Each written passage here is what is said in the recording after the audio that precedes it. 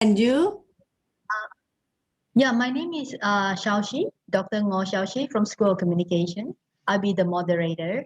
So Moderator, yeah. Yeah, there'll be 2 more minutes. So the first this session, the forum has just concluded just now. So we'll wait for another 2 more minutes for the rest to join us before we start. Yeah. Okay. Yes. And you will be using the pre-recorded video for your presentation, right? Yes. Okay. So Miss Ina will play it later. Thank you. No worries. Are you currently teaching or studying in? What? Are you a lecturer back home in Bangkok? Bangkok. Yes, Bangkok. In Bangkok, yeah. Yeah. I'm a lecturer in Slr University, Thailand. Slr University, yeah. Right. Well, so what are you teaching? What are you teaching? Statistics and research. Oh, okay, that's interesting. In communication arts. In communication, but you are focusing on statistics. Yes. Yeah. Can you hear me clearly? Do you have problem of hearing me? Okay. Is my voice No. good enough? Clear enough? Clear. Okay. But I have a weak listening skill for me. Oh, okay. All right. All right. We shall start now. It's 10 a.m. So a very good morning to everybody, and welcome to this session. And this session, the theme for this session is emerging trends in public relations, advertising, marketing, and branding. And I will be your moderator for this session. Dr. Ngo Xiaoxi is my name. The session admin is Mr. Muhammad Azmawi Bahanuddin, and also we have a timekeeper, Miss No Azlina Yusuf. Yeah. So just a bit of housekeeping before we start. In this particular session, every one of the presenter will be given 20 minutes. So you have 15 minutes for presentation and another 5 minutes for Q&A. So we have altogether 6 presenters in this session. So in other words, the time is a bit tight. So we really have to keep on time. So meaning that, when before 5 minutes before the presentation times end, you will hear the reminder from me. Yeah. So this would be the sound. All right. I'm sorry, it's a bit loud, but I need to kind of like alert you about the time.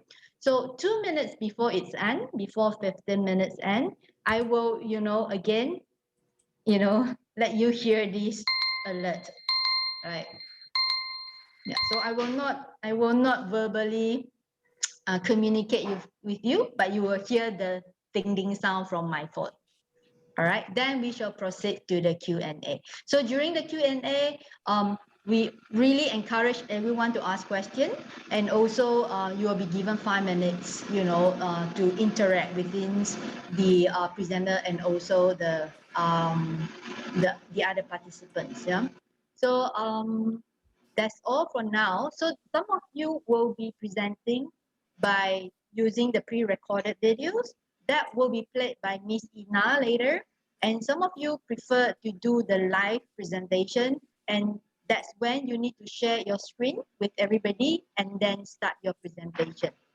All right. So I shall start with the very first presenter, Miss Apinya Ingrid, and her title is about the influence of trust on merchandising business as mediator of the Facebook live streaming on purchase intention. So I would like to invite Miss Ina to start the presentation. To start the video, sorry. Ladies and gentlemen, my name is Pinya Ingan. I am a lecturer at the Faculty of ICT, Silpakorn University, Thailand. Now, I would like to present my research paper concerning trust as a mediator of the relationship between Facebook live streaming and purchase intention. Many things that encourages me to conduct this study. One thing is that the importance of online marketing, social network, social media. Nowadays, Facebook is a form of online social network that is very, very popular. In addition, the survey results of the Facebook website found that Facebook usage is more prevalent among teenagers than in other age groups, which is the age range of undergraduate students. Facebook has a useful communication application that can be used as a forum for comments and suggestions. It can also be used as a tool for interaction between individuals and groups as customers and suppliers easier, and then has changed the customer habits to buy on online environment. Facebook live streaming is an online marketing communication that has played a large role as a resource for consumer purchasing decisions. They play a role in the life of attitude, ideas, value, and valuation of products and services. Hence, live streaming such as Facebook Live is a great important marketing today.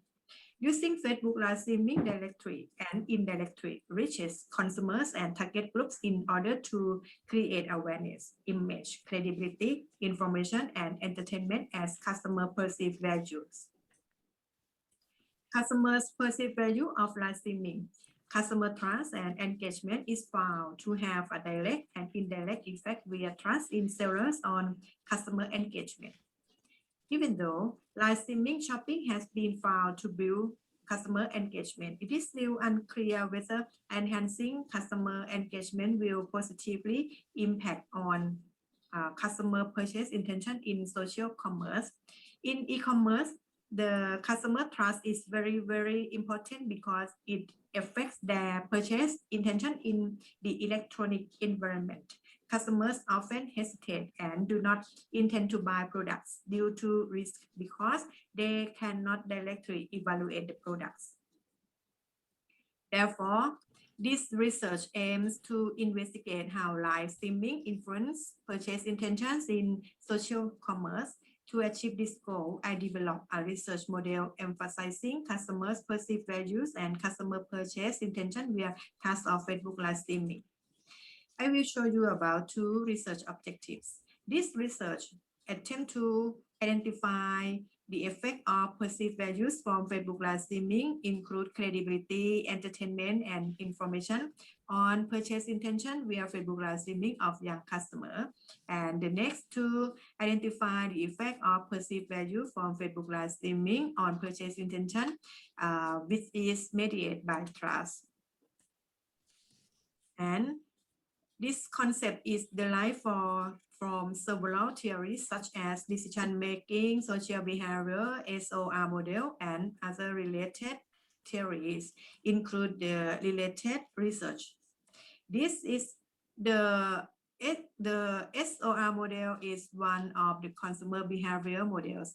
The model developed by Mahabren and Russell in a discipline that deals with the study of consumer behavior and consumer decisions. This concept states that each consumer acts like a processor of information and that their behavior is influenced by environmental and social variables.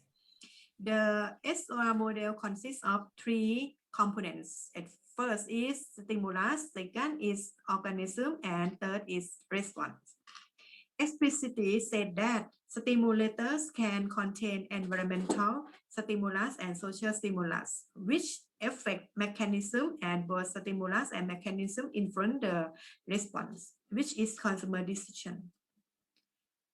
Anymore, Huang, Kim and Lennon, Xu and Wang and Chanker used the SOR framework for research and found that perceived information quality positively affect trust, whereas trust playing a mediating role between stimuli and response. Therefore, in this research have four series of research hypotheses. One, the perceived value from Facebook live streaming include credibility, entertainment, and information. They have positive effect on the trust of live streaming. Research hypothesis for the second series state that the perceived value from Facebook live streaming, credibility, entertainment, and information, they have positive effect on purchase intention. And research hypothesis for the third series, the trust of live streaming has a positive effect on purchase intention. And the last one, trust of live streaming mediate the relationship between the perceived value from Facebook live streaming and purchase intention. Research methodology in the research is quantitative approach. I use online questionnaire as research tool. And the first question is, did you see Facebook live streaming during your shopping online? If anyone answer no, the online form did not proceed. I collect the data from 609 Thai undergraduate students with convenience sampling and analyze data by descriptive statistics and test hypothesis with structural equation modeling or SEM. For finding, in general, the correlation results were all the positive direction. And for assessment overall measurement model by CFA, CFA result of the measurement model testing review support for the 5 construct model indicated the exclusiveness of the construct used and convergent validity to establish the validity of construct as reviewed in the table. The convergent validity is indicated by all standardized loading are significant and higher than 0.9. Conbar alpha and CR of all constructs were higher than 0.7, and the LVE were higher than 0.5. They provide evidence in support of the measure's reliability. The next test about discriminant validity by Fronell, Lecker, and HTMT. The Fronell, Lecker, and HTMT result in this table reveal that discriminant validity has been established.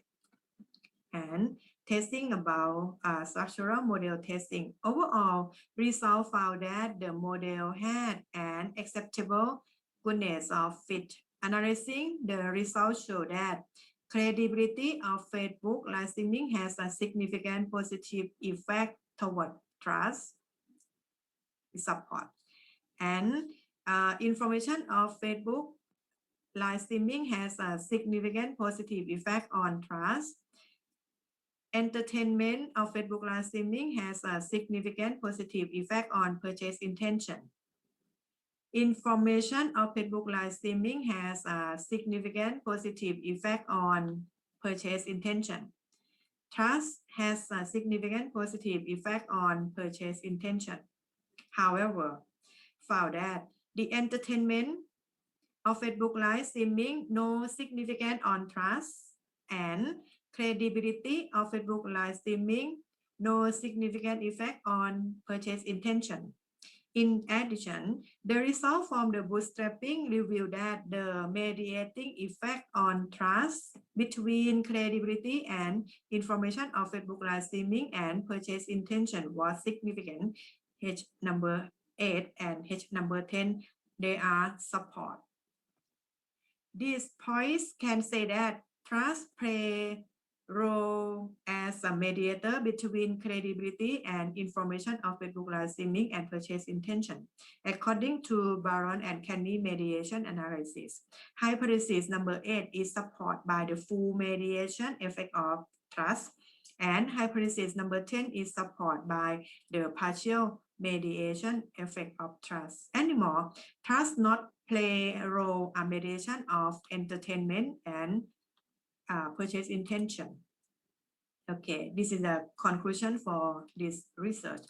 This is the end of my presentation. Thank you for your attention. If you have some questions or recommend, please contact me via email intard_a@su.ac.th. Thank you and goodbye. All right. Thank you, Dr. Apina. Now, Dr. Apina is available online and the floor is open for Q&A. I'd like to invite everyone to participate to ask any question or comments on Apina's presentation.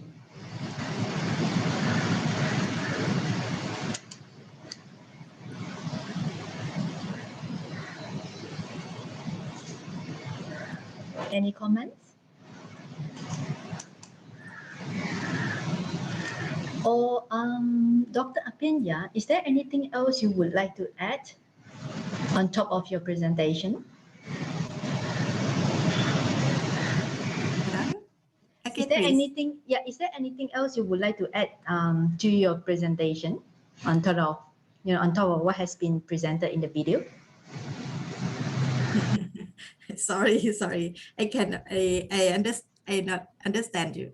Do you have anything else to add? No. No. So No. I have a question for you. Yeah. Can you hear me clearly? Yes. Yeah. So when you talk about there is an indirect relationship between the mediator of trust when it comes to the credibility of the products, right? I'm just wondering, when you are collecting all the data, are you referring to the participants, the respondents' experiences by purchasing, or you are referring to their experience in general when you ask the question? Yes. When I have one question about the first top of questionnaire. I ask them about experience on shopping online and Facebook live streaming. Okay. All my respondents have experience. That I said that. So you ask them about shopping online shopping activities specifically. Yeah. Right. So in Thai for Thai undergrad students, almost of Thai undergrad students have experience on shopping online, right? So do you have a data to show that in Thailand it is particularly high in terms of the online shopping activity by the undergraduate as compared to other parts of Southeast Asian? Do you have any data on that? No. But I think the next time.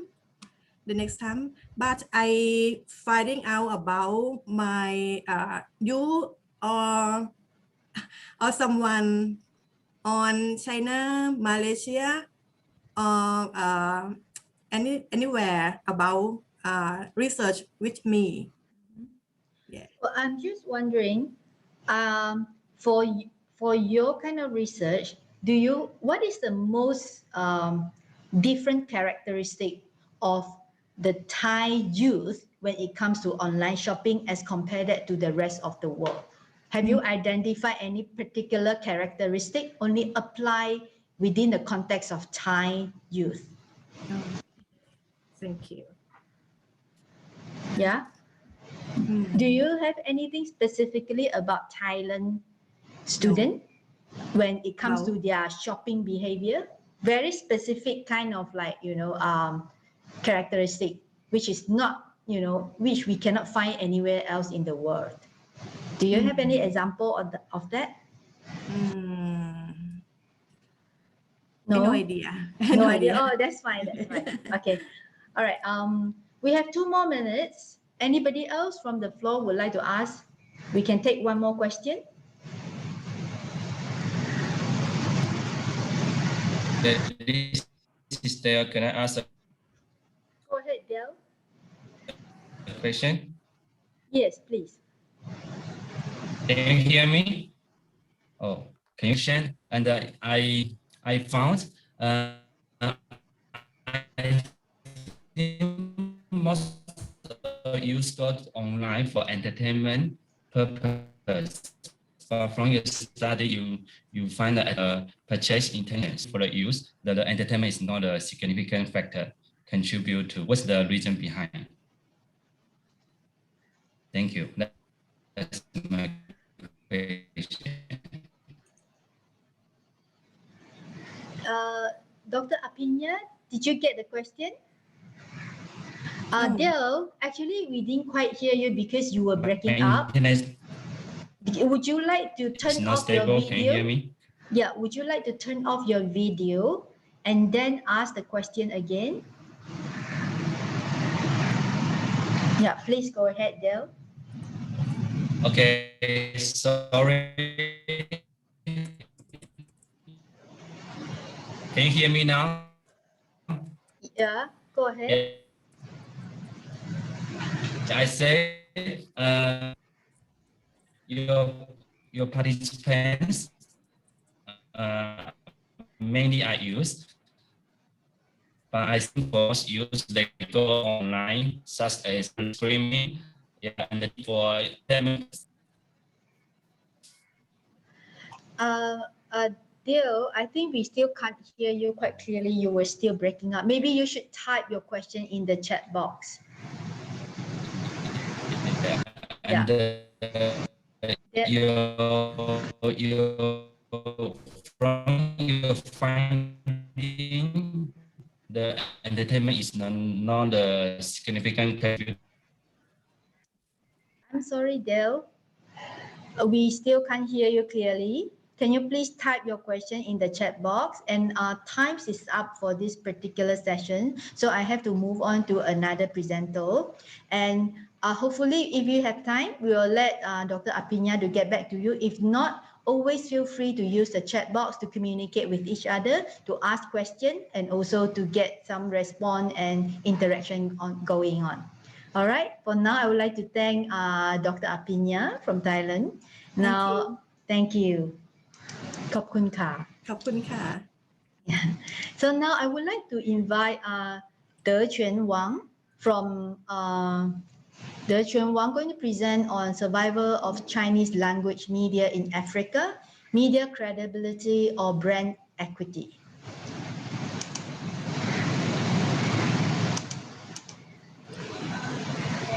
Yeah, hello, that's me. Hello. De Chuan Wang, Yeah. are you there? Yeah, it's me. I'm here. It's Dale. Oh, okay. Oh, you So are De Chuan. Okay, Dale. Yeah. So, Sorry. So I will not turn on my camera since my internet is not stable. I realize now. Yeah, would you like to share your slide, please? Yes.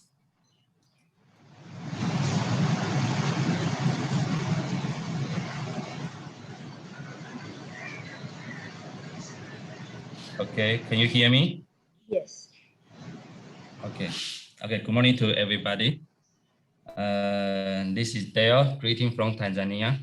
And my research title is Survival of Chinese Language Media in Africa. The median credibility of brand equity. First, let's go to the introduction. China's ambitious greenhouse strategies involves many fields, and also including the news content. And since 2010, Chinese media began to increase their presence in Pan-African countries. The widespread penetration of Chinese media in most African countries today is very ubiquitous.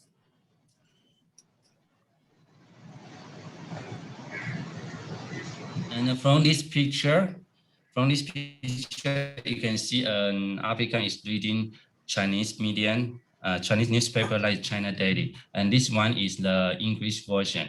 And also there are many other language newspaper in Africa, such as French. But for Chinese language media in Africa, they mostly cater for Chinese expatriates' need and provide information deemed necessary for a Chinese community in the respective African country. And one of the representatives of Chinese language media in Africa is the Oriental Post. You can see the photo here. These are the Chinese newspaper. And this newspaper was established in 2009, headquartered in Botswana. Then after then, it opened many branches in many countries in Africa, such as Tanzania, Zambia, South Africa, Rwanda, and Angola. The Chinese ambassador to Zambia once said the newspaper has become one of the most influential Chinese papers in Africa. But now there comes problem. It is very obviously past 2 years are difficult to everybody. In late 2019, COVID-19 broke out in China and it spread to Africa in 2020. Many businesses operating in Africa is facing difficulty, and the media industry is without exception. Also, there are problems. Many people claim nowadays the media credibility is declining. This decline raises fears of the audience that is escaping news or traditional channels and increasingly switching to the non-journalist alternative media. And this will lead to a less informed and a more polarized public. Also, the decrease of the audience will affect the media circulation. And the media managers are increasing turning to consumer branding strategies to improve audience perception of their brands and to try to gain an advance in this audience and media negotiation.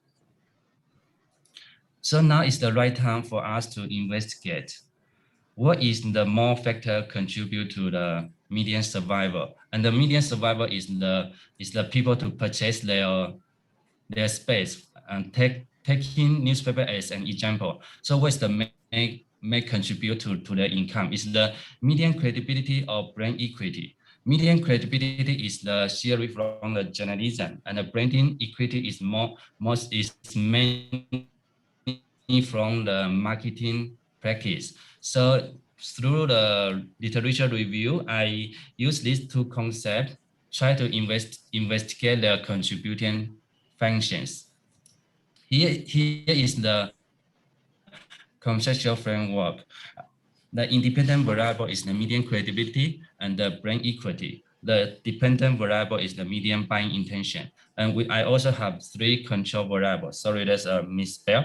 The median, which are median exposure and the median reliance and issue salience. My research questions are 3. The first one is, what are the audience perception of the median credibility and the brand equity of the Oriental Post? And what is the relationship between these two concepts? And I also want to see median credibility and the customer-based brand equity. Which one plays a bigger role in explaining audience and customers' median buying intention? The purpose of the study is to determine which factor is significant. And also the application of branding to the media management is a recent trend. So it's quite new. This study will also contribute to theory branding. And of course, during the worldwide COVID-19 pandemic, this study also tried to provide advice to media management practitioners. Nowadays, many people read news through online, and the readers of the Oriental Post is without exception. They also read the news online, so I think the online survey is suitable for the data collection. The population of this study are Chinese experts who stay in different African countries where there are branches of the Oriental Post. And for them to include in this study, they must read the Oriental Post first. That's the criteria for them to join the survey. Also from the finding, for them to generalize the perception of the median credibility, of course they need to read this newspaper. But for them to have the idea about the brand equity, they also have the potential to buy the the newspaper space from this newspaper. And from the finding, I found most Chinese stay in Africa are doing their business. So they have a business and they are among the high income category. They are rich. So if they have a product to marketing, they will have this needs. So the response. So I think that this category is suitable for them to include in to be the respondents. And I will the measurement I test the independent variables are median credibility and the customer base brand equity. The dependent variable is median buying intention.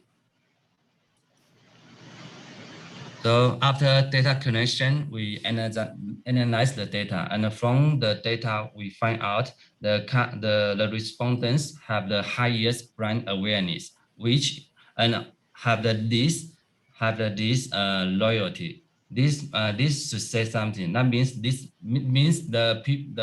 Chinese in Africa, they know about Oriental Post, this newspaper, but they are not loyalty. That means they read this newspaper because they are loyal to this newspaper because they don't have choice. They are very limited newspaper in Africa. They read it, but they are not loyal.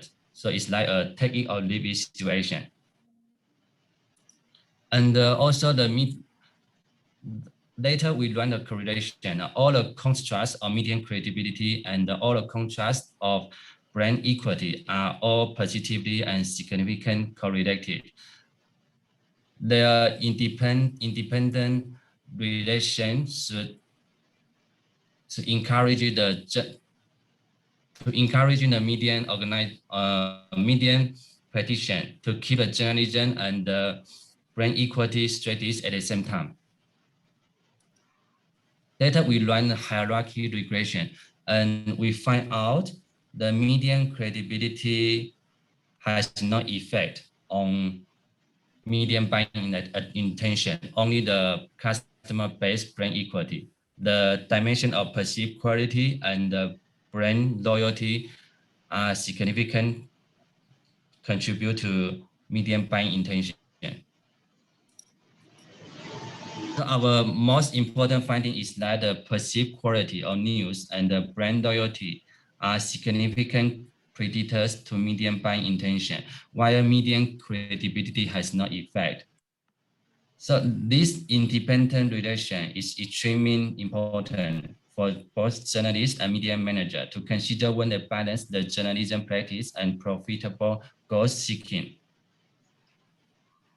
And due to the COVID-19, once upon there are many Chinese in Africa, but due to the COVID-19, many of them going back to China. So the readers base also reduced. Due to the lack of competitor or Chinese language media in Africa, it is the right time for PR events to expand the customer base and cultivate their loyalty. One of the measures is to publish more salient news. Among the variables, only the issue salience is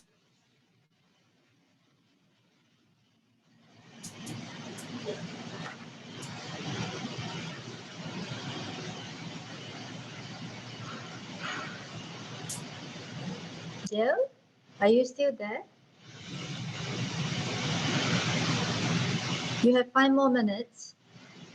significant. So China to keep up with what's happening. In light with bring the news and information. Thank you. That's my presentation. All right, thank you, Del. Okay. Sorry for the internet. Yeah, it's okay. I think can you go back to the slide on your conclusion, please?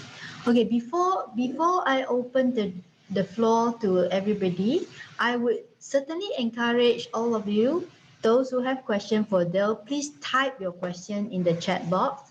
It's either I can read it out for you if you have any internet problem or not. Always feel free to unmute yourself and then, address your question directly to Del. Yeah, so while we are waiting for the rest to chip in to ask question. Actually, I have a question for you, Del. Can you hear me? Yes, yes, I can hear you clearly. Yeah. May I know what are the content, the main content of the newspaper that you are looking at, which is the Oriental dailies, right? Yes. Yeah. What are the main contents in this newspaper? Okay, the main content of this Oriental Post can be divided into several parts. The first one is that this newspaper will translate the news from the local newspaper like BBC, CNN, or also the local newspaper in different countries. They will translate because many Chinese in Africa they don't speak English, so they don't speak the local language, including the language of French. So they will translate into Chinese and publish in this newspaper. That's the main content. Then secondly, they also have their own journalists, so they will go out to cover the news, but the news are mainly for Chinese community. They will cover what's happening, what's the news about the Chinese community. So they will also publish in this newspaper, and also this newspaper also will forward the news from the Chinese media and also the Chinese embassy in Africa. If they have any news to publish, this newspaper will also publish the news coming from different embassy in Africa. That's the main content. Okay. Can you hear me? Yeah. Yes. Thank you. Yeah. Right. Any question from the floor? Lidwina, are you speaking? No? Okay, because I see you, seems like you're speaking. Okay, any more question? If no, I might ask one more question, then we may need to move on after this. Del, another question for you is actually, would you be able to share with us some of the demographic of the Chinese expatriates in Africa? I mean, who are these people? How many of them in terms of the population? How big are the population? Which countries of which part of the Africa are they mainly gathered, and why are they there, and what are their relationship with other than this particular targeted newspaper from this Oriental paper? What are their other source of information in terms of news? Okay, thank you. Yeah, initially, okay, to be honest with you, initially I collect a lot of demographic information of the Chinese living in Africa. But when I run the analysis, I find all the demographic information are not significant contribute to my dependent variable. So I kind of exclude them. So I don't have I don't include it in my paper, in my full paper, but I have my data. I don't cover it in my paper, but I can give you a roughly.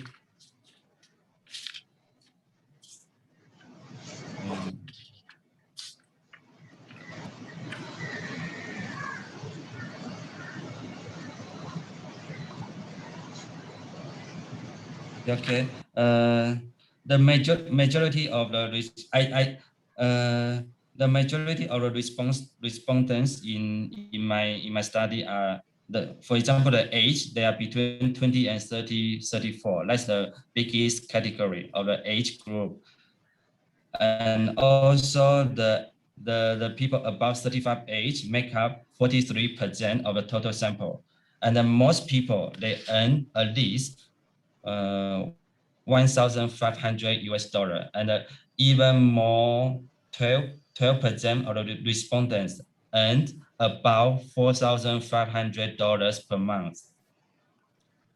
And I don't have the exact population of Chinese there in Africa.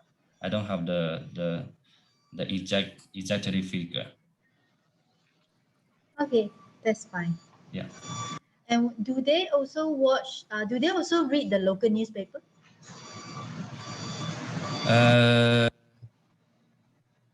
They read, but yeah, I also asked this question, but they read, but very few, because that's a language barrier. For many Chinese, they don't know other language, even though they are they are in Africa, but they don't read other the local newspaper. They mainly read the Chinese newspaper, so they don't have many choice. They only know Chinese, but they are very few. Who's behind this Oriental? Who's behind, who's the owner of this Oriental newspaper in Africa? It's a the post of Oriental Post is a Chinese who stay in Botswana. Who stay in Botswana for more than 10 years. He's the owner of this newspaper. He's still a Chinese. Okay, so he is just running it as a business. Yes, yes. How big is this business? How many staff do they have in Oriental Post? Once upon there are because the Oriental Post has many branch in different African countries. They have the branch in Botswana, in Tanzania, in Angola, and in South Africa. And once upon there are more than 100 journalists, 100 staff in each newspaper. But because of COVID-19, they laid off many journalists. So now it's only about 15 staff, because the COVID-19 really hit this medium hard. Okay, right. Thanks for your sharing, Bill. I think time is up. So yeah, thank you for information that you share with us. I would like to invite our third presenter now, Miss Levina. Yeah. Yes. And you want us to play the video for you, am I right? Yeah. Okay. Miss Ina, could you please play her video? Thanks, Dale. You can unshare your slide.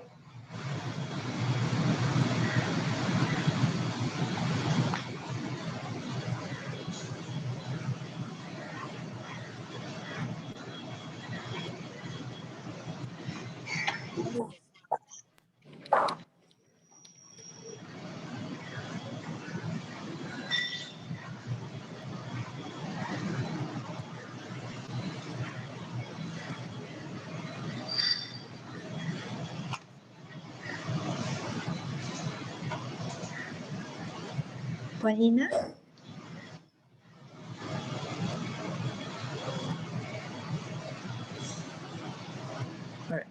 Universitas Gadjah Mada, Indonesia. We hope that all of you stay healthy and spirited in joining today's conference. In this opportunity, I am Litwina Mutia and Saifatania, also Mas Ageng Widakda Prasana, will share our paper entitled Marketing Public Relations in the Perspective of Communications, based on our study on 9 reputable journals regarding marketing public relations area. In practice, marketing communication and public relations have a long history. Their conceptual discussion was born by legendary figures who were expert in their fields. At one point, the debate over the integrations of the two becomes inevitable.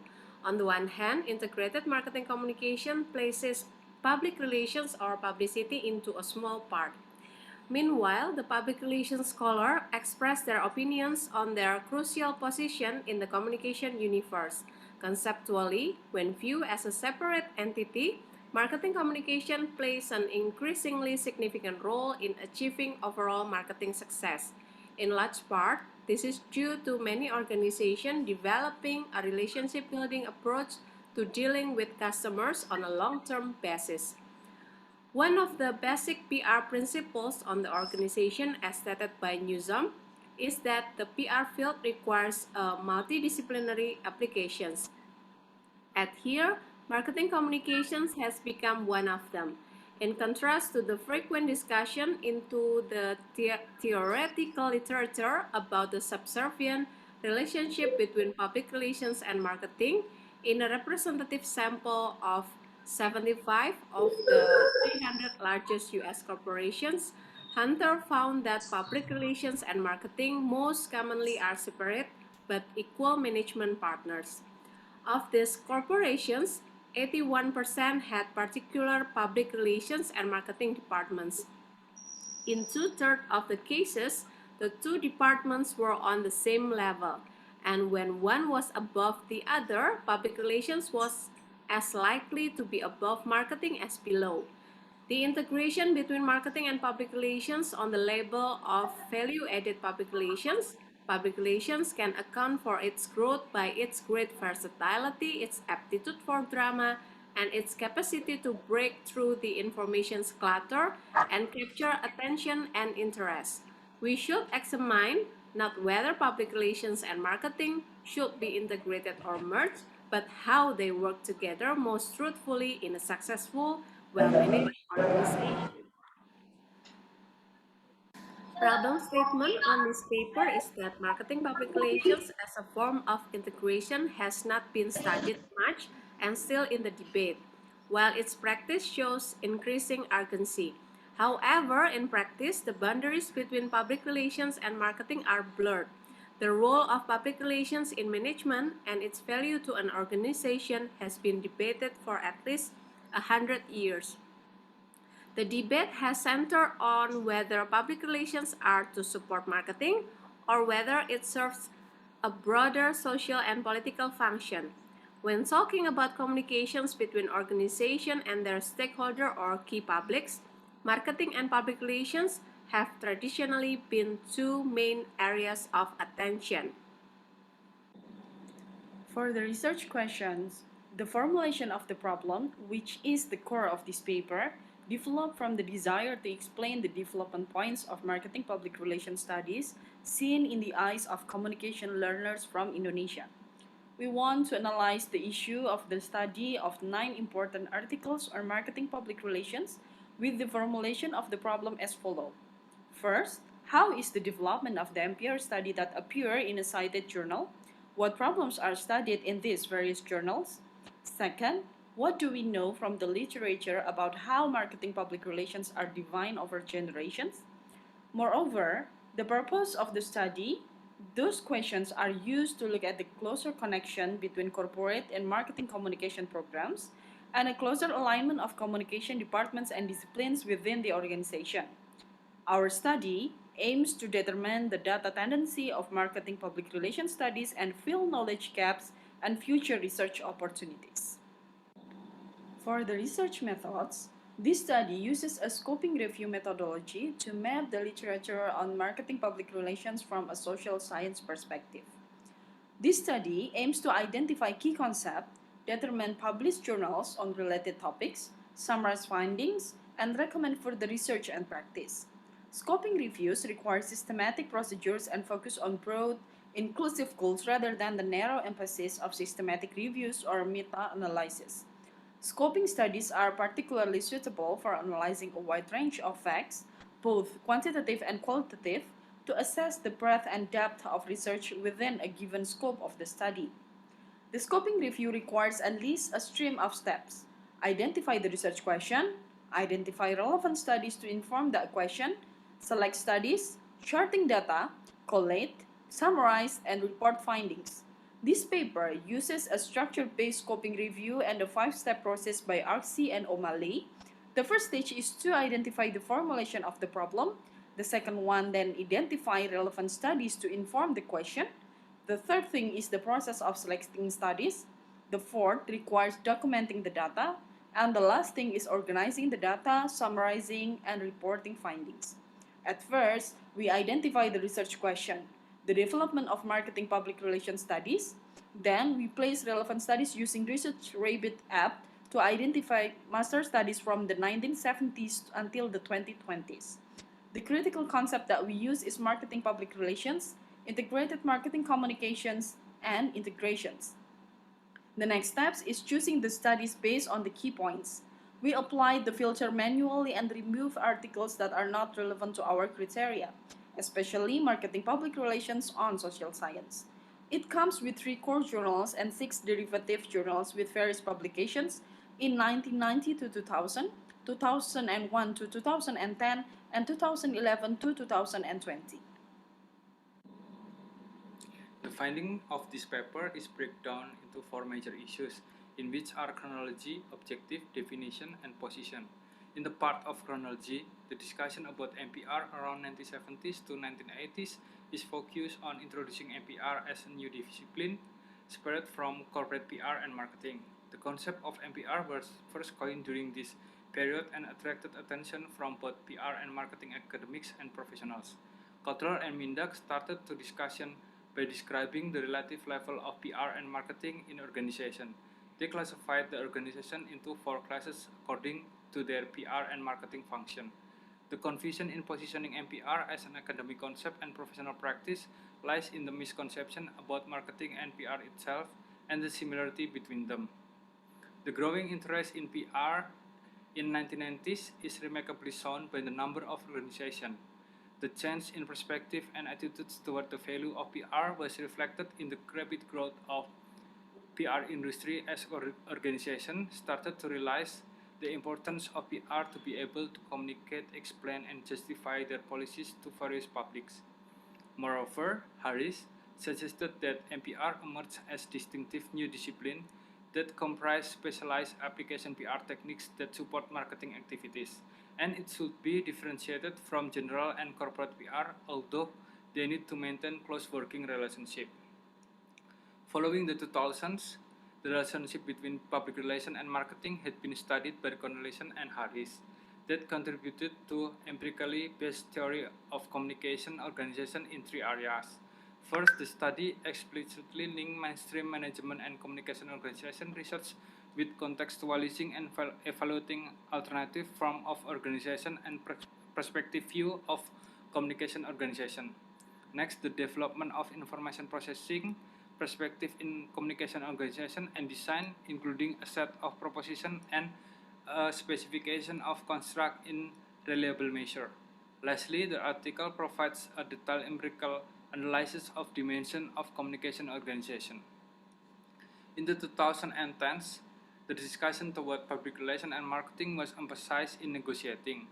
The convergence of practice and theory between public relations and marketing established a complex and adaptive system for competition and fitting reciprocity in disciplinary exchange. Subsequently, the line of practice between public relations and marketing got blurred by the concept of development of content marketing, brand journalism, and influencer marketing. While the concept of IMC as a way to integrate advertising, marketing, and public relations does not have a happy ending because public relations practitioners and theorists view this as an imperialistic encroachment of the true marketers. Hence, it is essential to revisit the relation between public relations and marketing in both marketing and public relations to adapt to each other and new marketplace realities to serve their organization base.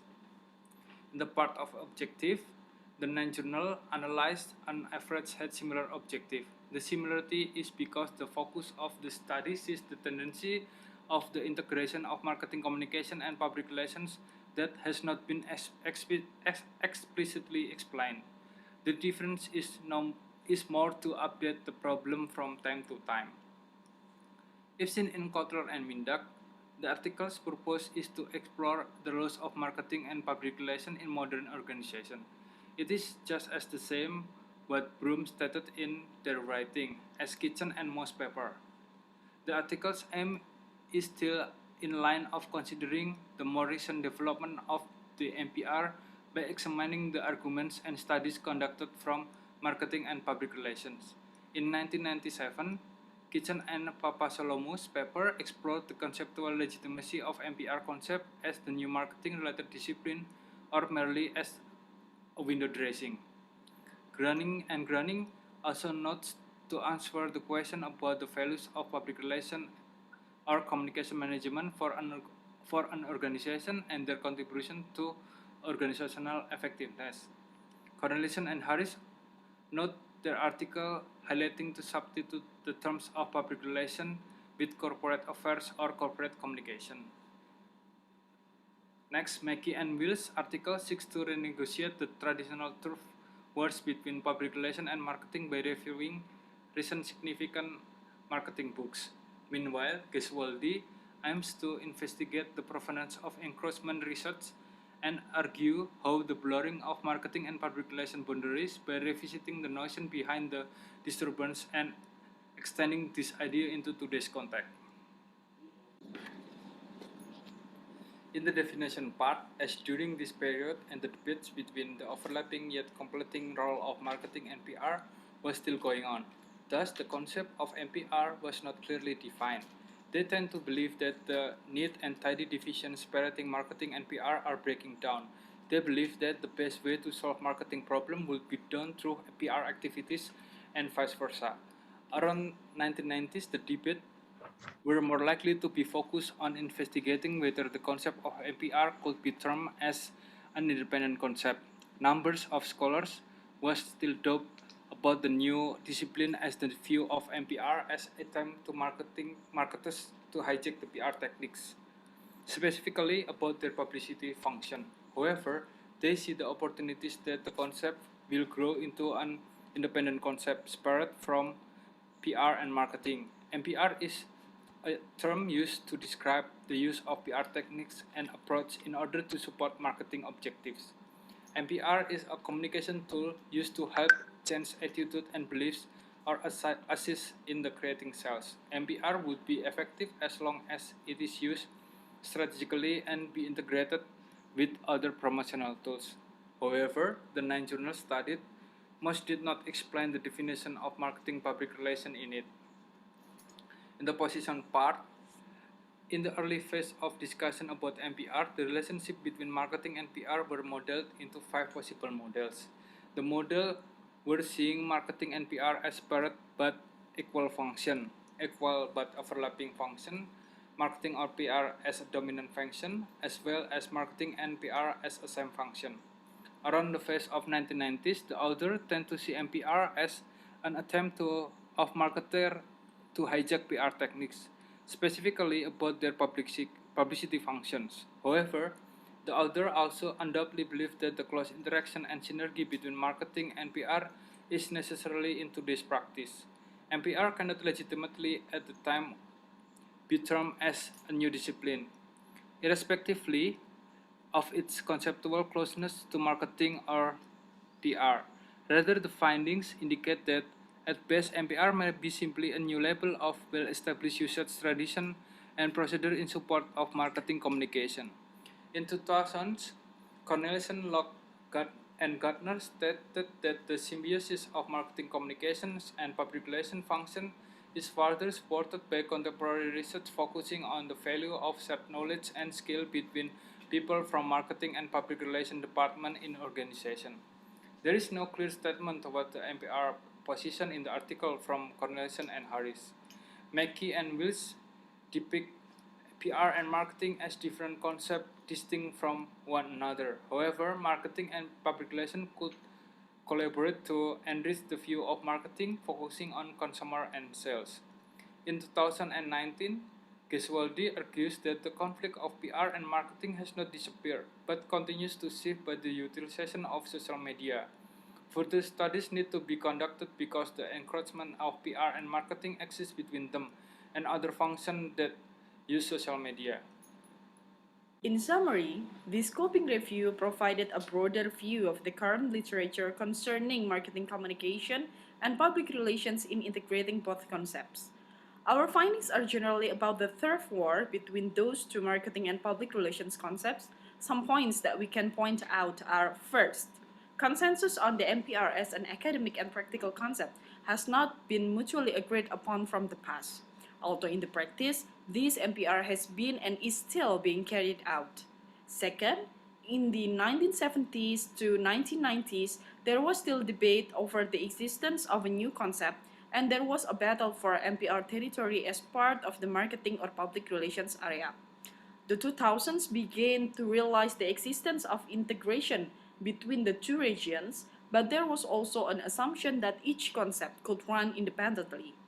In the 2010s, the tendency for integration was getting more substantial, and the increasing number of engagement efforts between the PR and marketing domains in marketing communications.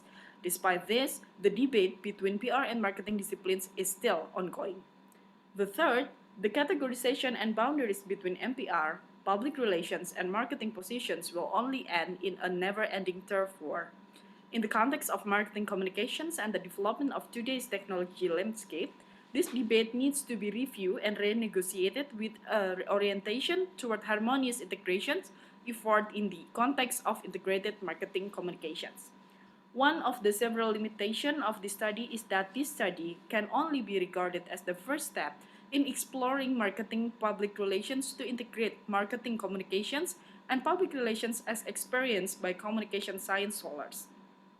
We could not use a more robust analysis and synthesis of the study results due to the search strategy and time constraint limitations. Another limitation is that we haven't utilized gray literature resources to find critical references or studies related to marketing communication and public relations development. Thank you all for being here today and taking the time to patiently listen to what we had to say. We wish you all a blessed day. Thank you for the Good team. afternoon. Greetings from Universitas Gadjah Mada, Indonesia. We hope that all of you stay healthy and spirited in joining Miss today's Tina, can you please conference. stop the It is video? opportunity. Right, thank you. All right, we have 1 more minute, so I would like to open the floor for any question. Please feel free to grab the last opportunity to ask maybe 1 or 2 questions to the group.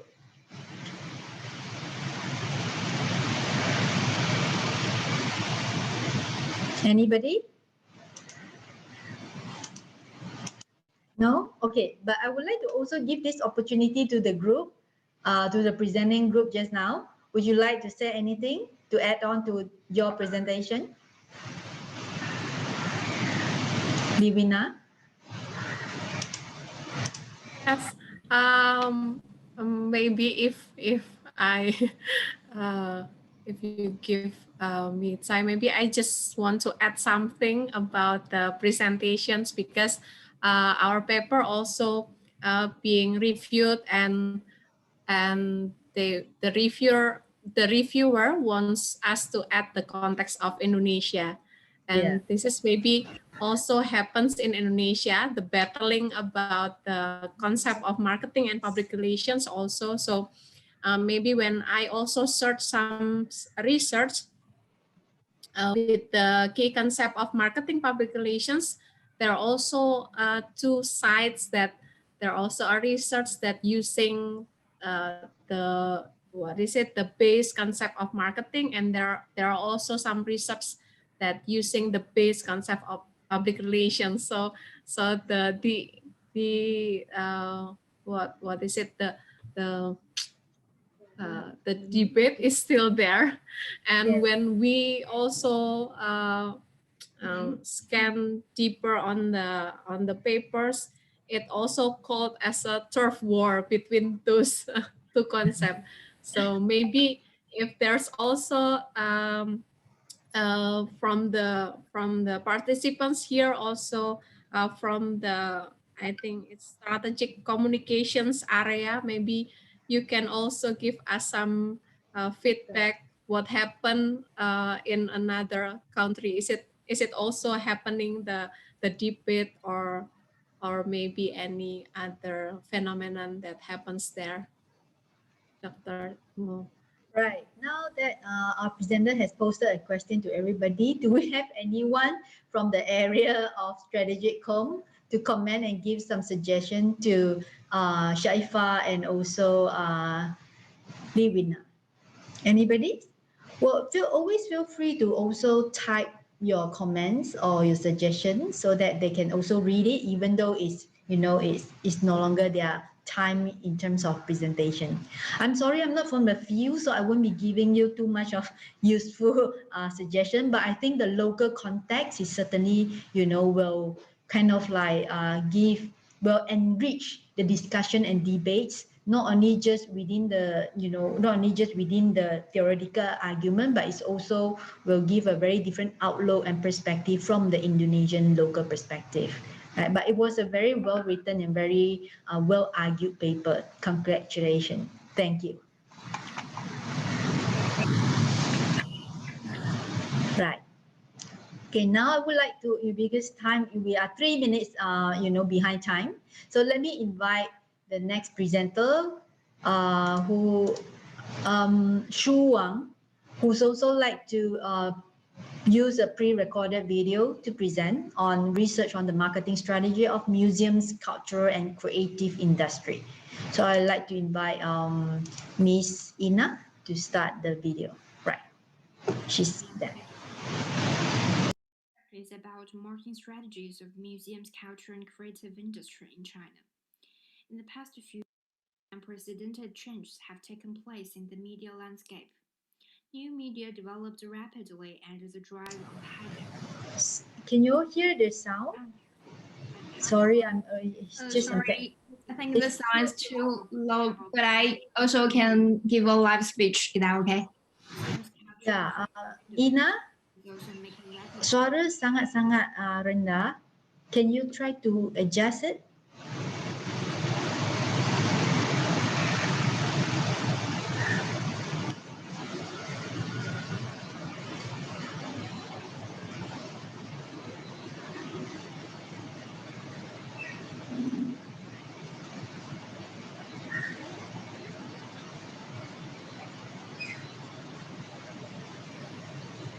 Or I can do a live speech. Is that okay? More specifically, these three questions have been considered. Okay. What is the situation of China's museum culture and...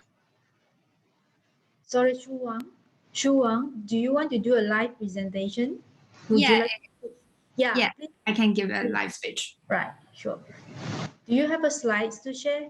Yes. Okay, please go ahead. Just wait a minute.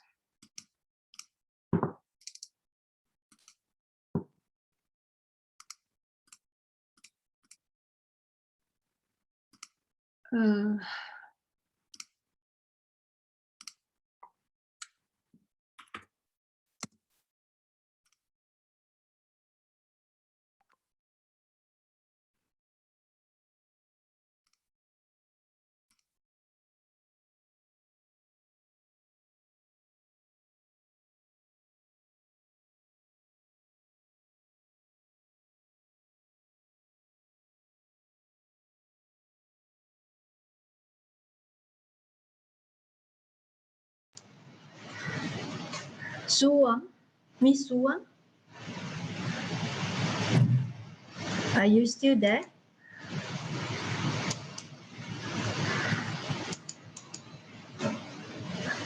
I think we have lost her.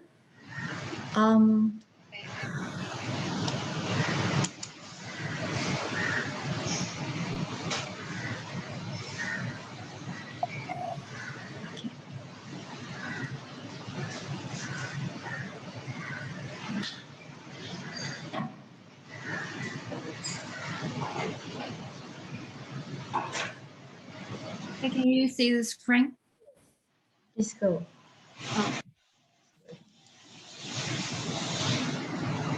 Hi everyone, this is Shu Wang. It is my honor to share my project here. My project is about marketing strategies of museums, culture, and creative industry in China. In the past few years, unprecedented changes have taken place in the media landscape. New media developed rapidly under the drive of high technology. It is in this context that cultural industry and related creative industry have obtained new development opportunities. The museum's culture and creative industry is also making rapid progress. The Louvre in France, the Metropolitan Museum of Art, and the British Museum are all good cases. In contrast, China's museums, culture, and creative industry still have a big gap.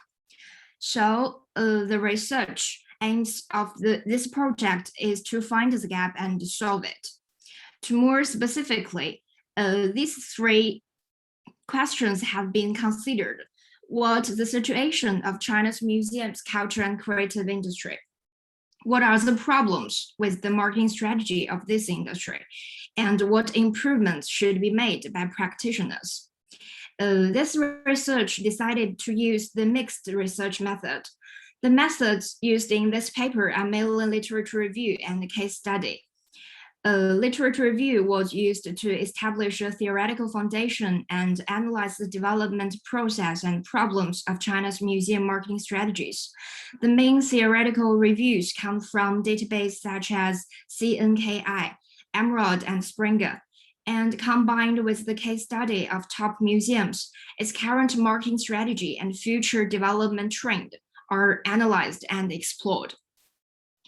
Okay, the first finding is about the development process of China's museum culture and creative industry. In the past 10 years, China's museum culture and creative industry has experienced a stage from inception to rapid development. In 2013, the cultural creative product Tape from the National Palace Museum in Taipei became a hot event on the internet. This is the first popular culture and creative product, and also became an important milestone in China. And in 2006, the Chinese government started to support this field. This industry has gradually received the attention of various museums, art galleries, and other cultural relics units in China. And the overall scale of China's museum culture and creative market in 2019 has increased by 3 times compared with 2017.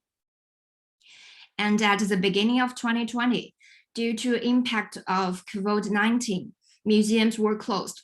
And in that context, about 1,300 museums in China have created more than 2,000 online exhibitions, and China's museum culture and creative industry is showing positive momentum. But the problems that existing in this industry is also require urgent attention. China has many museums, but less than 1% of them are profitable. And what caused this set of data? The first one is product homogeneity. The current problems have insufficient personalization and low innovation. It can neither show the value of cultural relics nor establish a unique brand image. And the second one is low-level marketing model. Most of the cultural and creative products are only sold in the museum store, limited by time and space. It also brings great limitation to the marketing work. Only a few museums sell products on official websites and e-commerce platforms, but their operation scale only stay at a very initial level. Statistics shows that there are 50 museums opening online store on Alibaba's e-commerce platform currently, but their monthly sales of most products are in single digits. Media convergence has brought the best development opportunities for the museum's culture and creative industry. How should we seize the opportunity? The following will analyze and explore the development trend of the museum's marketing strategy from 3 aspects based on the case of some top museums and successful marketing events. Firstly, museums should mining IP with its unique characteristics and communicating in different channels so as to build a very clear brand image, allowing consumers to form a unique brand recognition. There are 2 ways to achieve it: self-design and IP authorization. Elements and storage of well-known museum collections are main source of IP discovery. The largest IP of the British Museum is the Ancient Egypt series, and there are 220 items on sale on official website. Among them, there are 54 kinds of cultural and creative products related to the ancient Egyptian Gia Anderson cat. And the most IP series of the Palace Museum are products with elements of 1,000 miles of rivers and mountains. And in 2017, the Suzhou Museum launched a virtual IP image shipping and cultural creative product research project. The idea is to refine the IP of Tang Bohu's character image based on the museum's collection, and then make serialized products. In 2019, Suzhou Museum combined Tang Bohu's IP image with tea and launched new product 2019 Spring Tea. They also extended a spring tea theme party to provide offline experiential service about the life in Ming Dynasty, attracted more than 26,000 participants in 6 days. In addition to the self-development and design, museums can also conduct cross-border marketing through IP authorization. This can spread the museum brand in different channels and in different fields. Tencent's game, King Glory, and Dunhuang Research Institute jointly launched 2 game skins in 2018 and 2020 respectively. More than 40 million people rushed to buy it within an hour. And in 2019, the National Museum of China and KFC cooperated deeply. China's intangible cultural heritage was taken as the focus. They combined the brocade pattern with the KFC bucket and create a new package in Chinese style. Consumers can also watch the video of intangible cultural heritage by scanning the QR code on the KFC bucket. Secondly, the museum's culture and creative industry should actively try new media for promotion. Practitioners need to connect various media to create a multi-dimensional marketing system. Henan Museum completed a successful marketing propaganda this year. The program is called Tang Palace Night Banquet of the Henan Spring Festival Gala in 2021 has attracted the attention of the whole network. The dancers were dressed in makeup and costumes from the Tang Dynasty. In the setting of the scene, cultural relics were presented on the stage through 5G plus AR technology. The programs full of historical and cultural sense have caused a lot of reports and discussions on social platforms and short video platforms.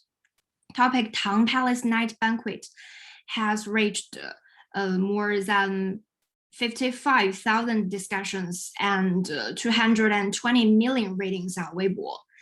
Henan Museum seized this opportunity and successfully created a number of social topics to continually provide materials for the opportunity of the internet. And they also launched new products related to Tang Palace Night Banquet, also combined and also continue to rank top 1 in the sales list. And at last, museums should increase audience participation and strengthen new user stickiness. Museums can use community marketing to increase interaction and enhance user stickiness.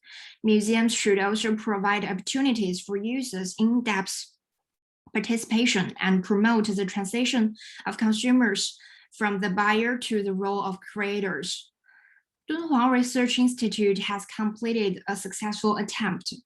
Dunhuang Poetic Scarves WeChat mini program is a cultural and creative product jointly launched by Tencent and Dunhuang Research Institute. This mini program provides users with 8 theme patterns and nearly 200 sets of Dunhuang elements. Consumers can use these elements to design their own works and purchase them. These users' design works will be presented in the digital exhibition hall. All users can see and share these works on their own social media. This project gives users a strong sense of participation, and in this process, users are not only creators, but also consumers and communicators. And more than 2.8 million people participated in this project. Dunhuang culture is accepted by more users, and it has successfully completed brand communication and user accumulation. To make the conclusion, China's museum culture and creative industry is a golden age of rapid development, but it has product homogeneity issues. Its marketing model also needs to improve to a higher level. The background of media convergence provides a variety of solutions for the improvement of this status. This study also combined instructive cases at home and abroad, and proposed 3 suggestions for the marketing strategies of the Chinese museum culture and creative industry. First of all, museums should find unique IP based on its collections and history. marketing strategies should center on these IPs to strengthen cultural symbols and build a unified brand image. Second, practitioners should actively try multiple media and technology to enrich marketing models and combine all media to create a multidimensional marketing system. And finally, the museum also needs to actively interact with the audience through various channels, invite the audience participant in the creation, production, and sales process so that the marketing effect can be maximized. Okay, that is all about my project. Thanks for listening. Thank you. Shu Wang, are you there? Yeah, I'm here. All right. I'd like to open. Yeah, we have first question coming from Lewina to you.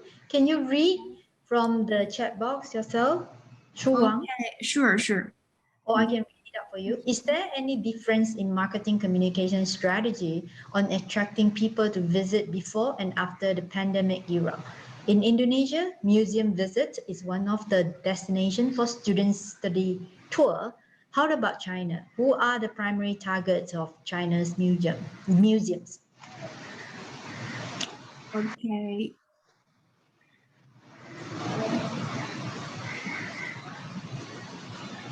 I think there is a little difference before after the pandemic era, because before the practitioners pay more attention about attract people to their physical place to visit their museums physically or buy things in their physical store. But the pandemic era, the COVID-19 give the practitioners a new idea about they will value more about online technology to show their culture and to show their attractions, and people can also do a lot of very good marketing events through online technology, not only limited by the space and by the time. So I think it's a big difference between after the COVID-19. And museums visit is one of the destinations students study tour have. Well, in China, it's not a student. It's not one of the students study tour. In China, most of the students are go to the museums taken by their parents or together with their friends. It's not a very it's not a special study program within school. Mostly it's without school, yeah, in their spare time. I have another question, Okay. Dr. Ngo. Go ahead, Dr. Nick. Thank you, Dr. Ngo. Shu Wang, very interesting presentation. Yeah. I don't have any question, but I seek advice from you, because in Malaysia, museum attendance is really falling dramatically the past 10 years. And I think about 8 years ago, we started off with, we call it, what is it? Yeah, a heritage museum, especially in Penang. We have heritage museum. So we are struggling actually to get more attendance, more people coming. Maybe you can advise us what is the right way? Do we use marketing propaganda, or what do you think about UGC, the user-generated content? Yeah, thank you. Okay, thank you. Thanks for your question. I think the first one is to find out what's the most attractive elements of your heritage museums. Like the example before, Suzhou Museum find their own unique IP like Tang Bohu. It's a very famous historical people in China. And then based on the Tang Bohu's image, they build a cartoon. Yeah, they build a cartoon characteristics, and they also design a serialized cultural and creative products.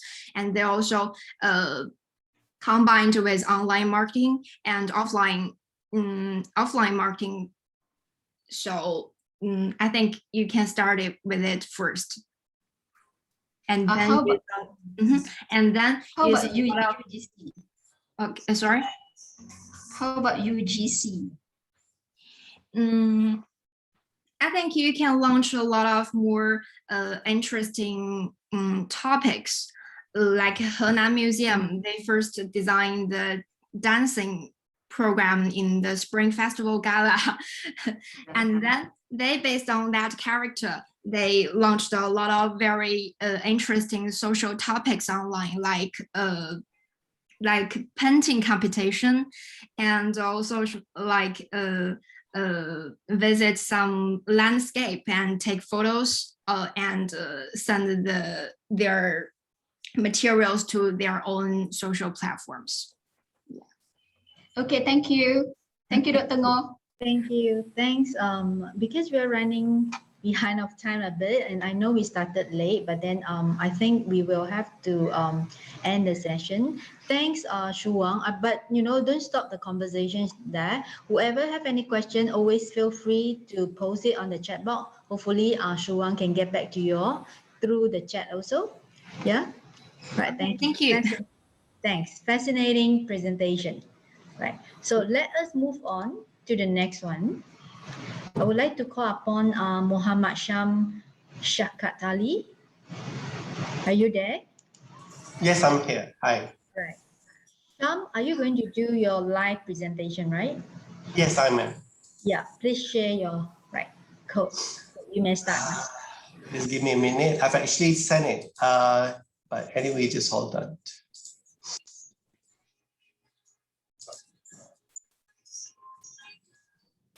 Can you see the PowerPoint? Yes. Okay. Hi, everyone. Good morning. My name is Muhammad Sham. I'm actually from Kuala Lumpur, Malaysia, but I'm working in Abu Dhabi University, United Arab Emirates. Sham, if you can just, okay, that's cool. Okay, sure. Okay, and this is my topic, exploring social media marketing, or better known as SMM strategies, among the SMEs, small and medium enterprises of halal food industry in Malaysia. So as an introduction, basically the SMEs can be considered as a vital ingredient for a healthy market economy in Malaysia. So basically, we can say that the SMEs are considered to be a vital component, not just in Malaysia, but also among all the developing countries. Yeah, and in this context, the study will focus in the context of Malaysia, particularly in a state called Malacca in Malaysia. So basically, although social media utilization for business is quite high, because nowadays people are talking about the use of social media or the use of social media marketing to promote their business. But in this context, we can say that although social media utilization for business is high among most of the businesses in Malaysia, but unfortunately, in terms of the adoption of social media marketing among the halal food industries, because my study or my group study, basically, it focuses on halal food industry. So we can say that it's actually still relatively unexamined. So not many studies have been conducted to look at the effectiveness or in terms of the social media preferences among the businesses in the context of halal food industry in Malaysia. So basically, SMEs have to undertake some business strategies and measurement to evaluate the rising costs of doing business, such as introducing new products and services and employing new marketing strategies to increase their sales. And one of the ways how this could be done is via social media platforms, because we know that in order for us to get across the message to the right target audience at the right time and at the right place, depending on the target market of the brand or the product. So the best thing would be via social media platforms. And in terms of the cost, it's much cheaper compared to the usage of conventional media such as advertising. So for example, in Malaysia, if you want to advertise one TV commercial for the duration of 1 minute, or even full page, full color ad in the mainstream newspaper, it may go up to 30,000 ringgit or even up to 50,000 ringgit. So it's very costly. So a lot of marketers nowadays, they take advantage of the social media channels or social media platforms to market their product. Yeah, and this study will look into this perspective from the perspective of halal food industries in Malaysia. But the focus is only on small and medium enterprises, not among the big companies in Malaysia.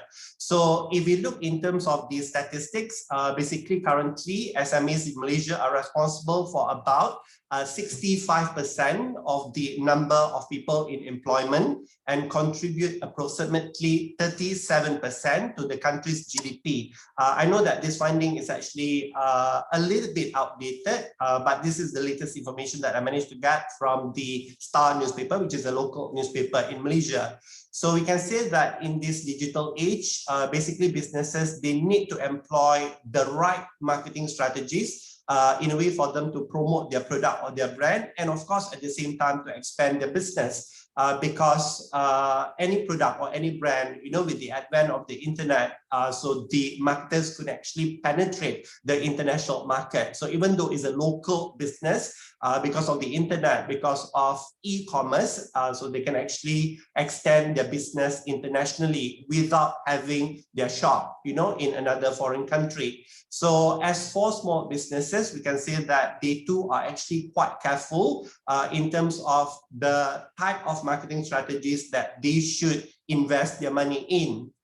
And according to the report by SME annual report in 2017 and 18, and also by SME brand survey, basically it indicated that the rising cost of doing business has always been the main issue. Yeah, so one of the challenges faced by most of the SMEs is actually about the rising cost of doing business. So therefore, they have to be creative, they have to be innovative, and because there are so many competition in the market, so because of that, they have to think of different ways how they could actually advertise or to get more profit or to increase sales in general. So and basically there are a lot of other reasons. For example, the higher cost of raw materials in terms of branding, and also in terms of the marketing efforts. So if we look in terms of the research objective, basically there are 4 main objectives over here. Just give me a minute. Okay, so the first one is to utilize the social media marketing strategies used by the SMEs of halal food industries in Malaysia due to the rising cost of doing business, including the higher cost of raw materials, branding, and marcom efforts. And number 2, to highlight the issues and challenges about social media marketing faced by the halal food industry, especially in Malacca, Malaysia. And number 3, to determine the type of social media used by SMEs of halal food industry in Malaysia. Because there's so many different social media platforms, because some marketers may prefer Instagram, some may prefer Twitter, some may prefer Facebook, some may prefer Snapchat, and so on, because there are many social media platforms available in the market today. So therefore, they need to understand who are their target market in a way for them to reach out or get across the message to the right target market. So in this study, we want to determine which type of social media that are preferred or commonly used by SMEs in the halal food industry. And finally, to examine the effectiveness of using social media marketing by SMEs of the halal food industry. So these are the research objectives. And in terms of theory, basically there are 2 main theories that will be used in this study. So the first one is connectivism, and the second one is a learning theory. Another type of learning theory. Both are actually it falls into the category of learning theory. So the first one is connectivism, and the second theory that will be used in the study is social network theory. So just to give you an overview, just in case if some of you are not familiar with this theory, so basically connectivism is a theoretical framework for understanding learning in the digital age, and it emphasizes how internet technologies such as browsers, search engines, wikis, online discussion forums, and social networks contributed to the new avenues of learning. And a key feature of connectivism is that much learning can happen across peer networks that take place online. And the other theory that will be used is actually learning theory, and basically understanding social network theory is relevant in this study because marketing is about spreading the word, especially word of mouth, because word of mouth is very important in addition to viral marketing, anything that will be communicated via the social media platforms, which also include YouTube and so on. And networking should always be or have been part of anyone's business plan.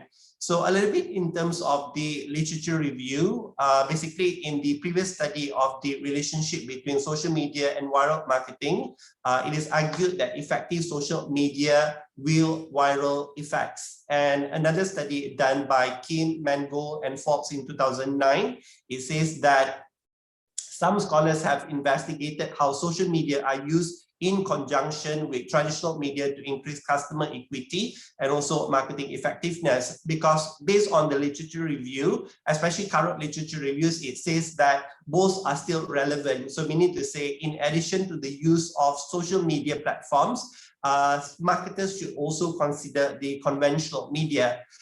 So another study conducted by myself and my colleague Amiruddin and Nur Akmal, it says that the brand image can actually give a huge impact to the marketer and the consumer, as well as the buyer of the product. And the brand image factor can also motivate consumer in their purchasing decision because the brand image may reflect the product itself. So what the research concluded is that, you know, the SMM or the social media marketing, basically it has a significant influence on the public perception of a product. And we could see that it proves that advertising in particular, you know, because nowadays social media marketing is very important because basically marketers, they cannot rely just on one one marketing communication tools or one marketing communication platform. So everything, it has to be integrated.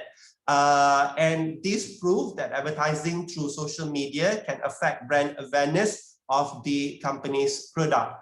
And in the traditional promotional mix, the aspects of marketing communication such as advertising, public relations, personal selling, sales promotion, direct marketing. So basically everything, it has to come together. So it has to be it has to be integrated. And these are intended by businesses in coordination with paid advertising groups as well as marketing firms.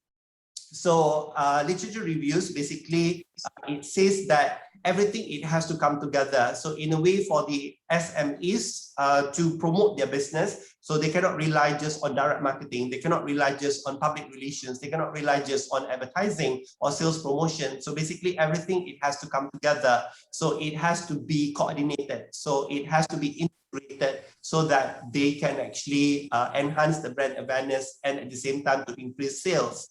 And IMC, or integrated marketing communication, basically it has begun in the past new decades. It's not a new term.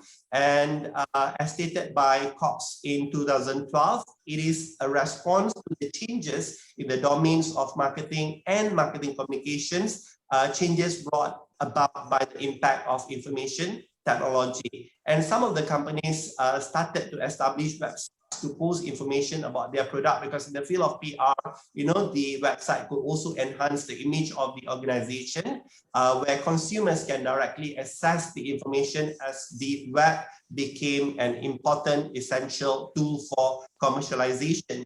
So in terms of the methodology, basically, I did not use quantitative research. So this study employs a qualitative approach, which is an in-depth interview with 6 respondents. And all the 6 respondents, they are in Malacca, and they are the marketing managers. Yeah, so they are the marketing managers. And one of them, they are actually the owner of the company, a small and medium enterprises company. And the respondent of the study, basically, it involves 6 representatives from the SME sector in Malacca, Malaysia.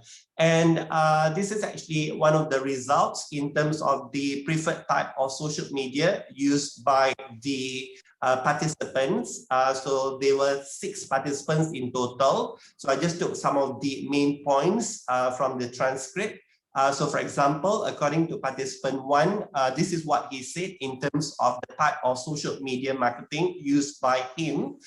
For the first time, for the time being, We use Facebook as a platform for online marketing, since we feel that Facebook is more user-friendly than other platforms.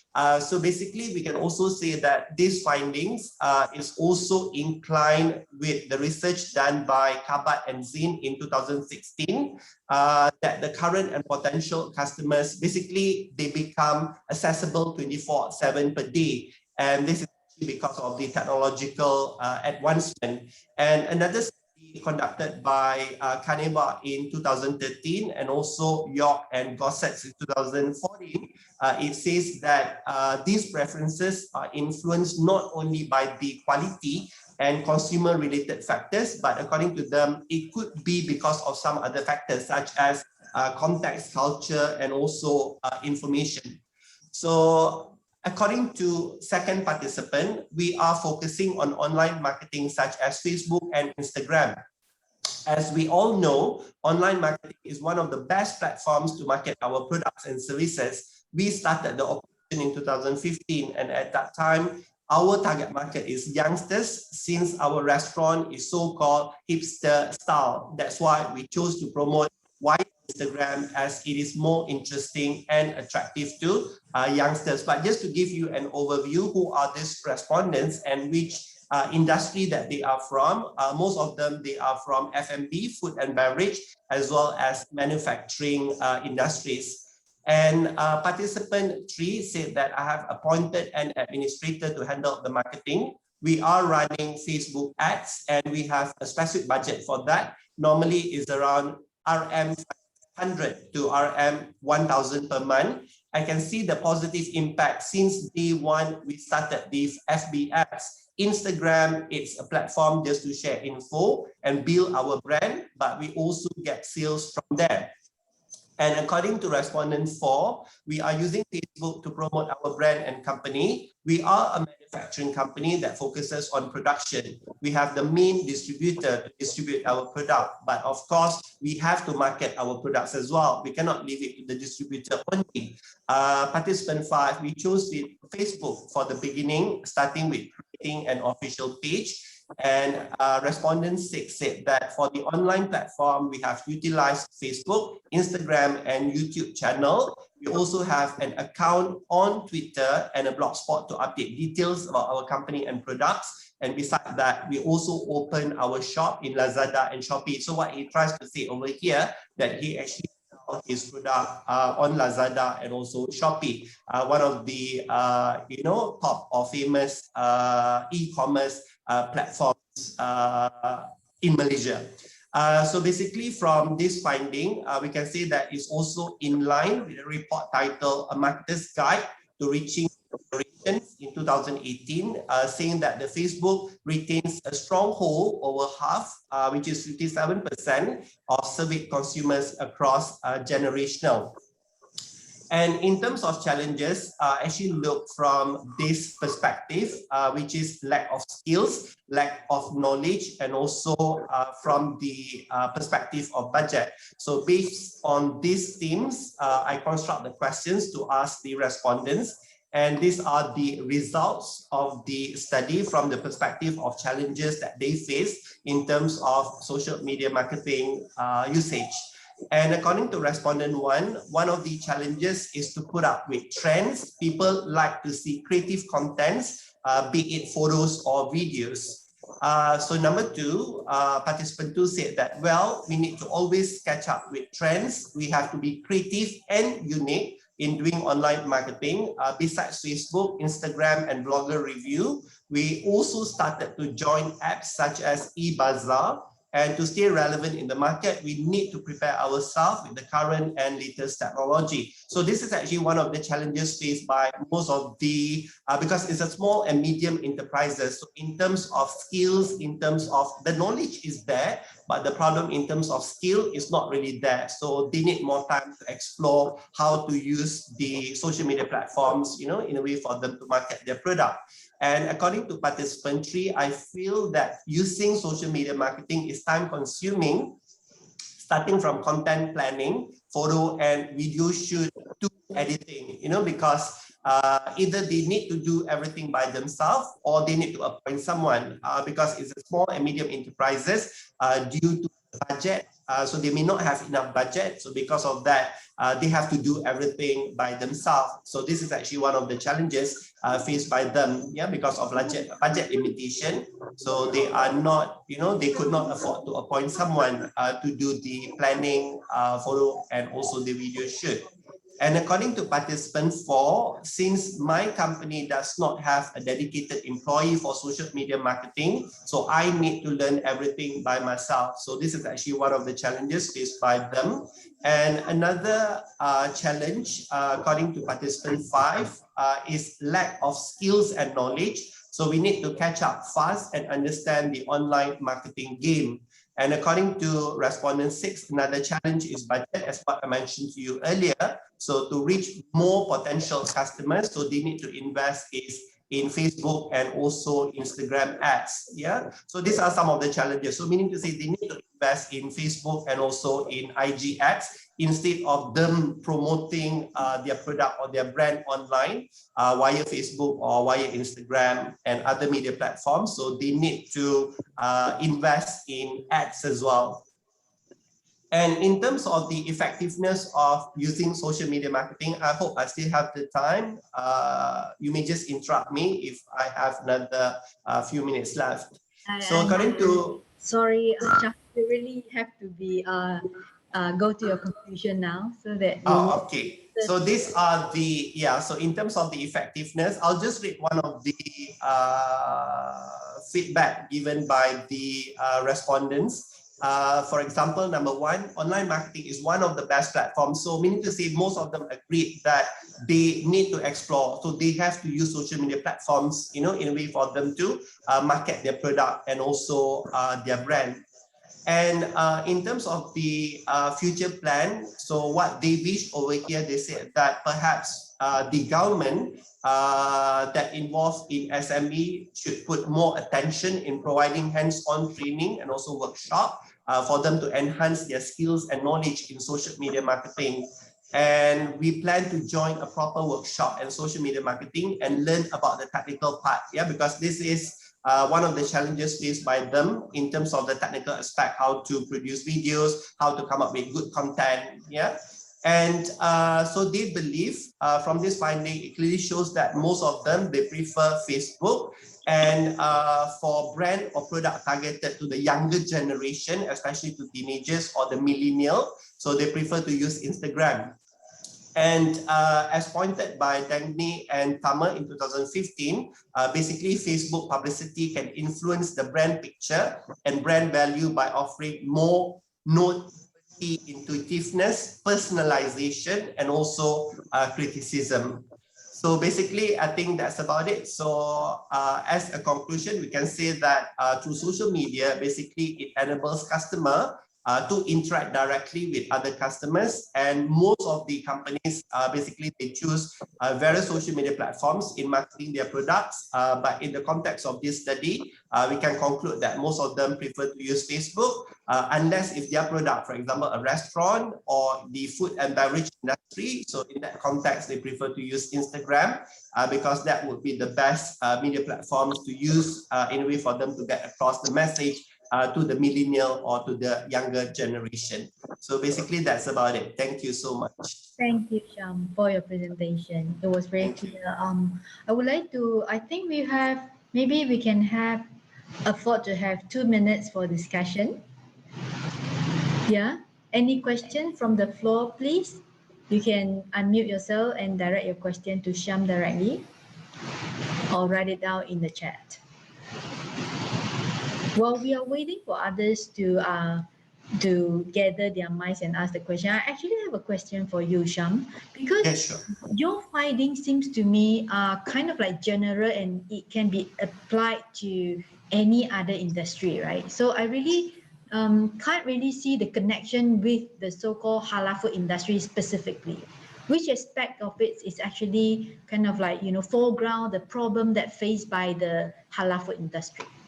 Okay, so as what I mentioned to you earlier, so basically, when it involves big companies, I mean, a lot of, not to say a lot, I mean, some studies it has been conducted, yeah, but although, as what I mentioned, although the social media utilization for business basically is high among SMEs, but the adoption of social media marketing among the halal food SMEs is still relatively unexamined. So because of that, we would like to look at the way how halal food industries in Malaysia, the way how they conduct their business in terms of the usage of social media platforms, and to see whether there are any differences compared to, as you mentioned just now, compared to other industries, whether there are any similarities or differences or not. But as what you mentioned just now, there are not many differences, and because of that, we did not include that as one of the objectives of the studies, to look in terms of the similarities or differences. So we are here just to investigate, yeah. So in terms of the preferences, in terms of the challenges that they face, particularly among the halal food industries. Because we want to focus on specifically on halal food industries in Malacca, because most of the businesses among SMEs in Malacca, so basically it focuses on halal food industries, especially from both manufacturing as well as food and beverage, and because of that, we narrowed down the angle to only halal food industries. All right, thank you, Sham. I think we really have to move on to another presenter, but I really like to welcome everyone who has a question or comment for Sham. Please make use of the chat box or the chat room. All right, thank you, Sham. Thank you. Right, let us now move on to the final presenter in our session, Shangita. Miss Shangita, are you there?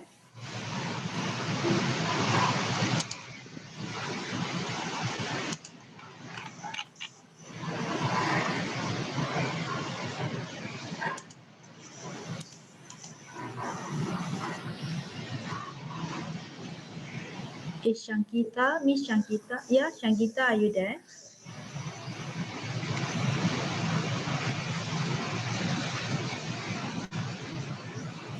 Hi, Shangita.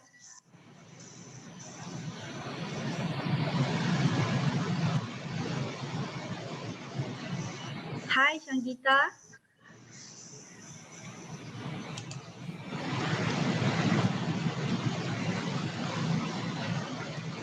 Shangita, are you there? You have to unmute yourself, Shangita.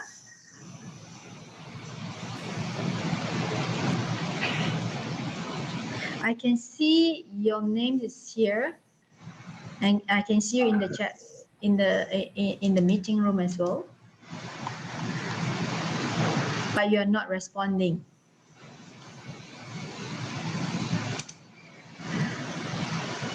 Okay, Miss Ina will try to call her first. Well, at the meantime, Sham, are you there?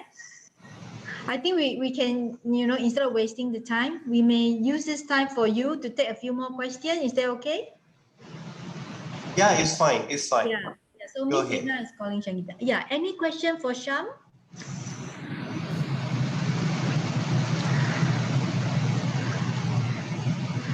Dear participants.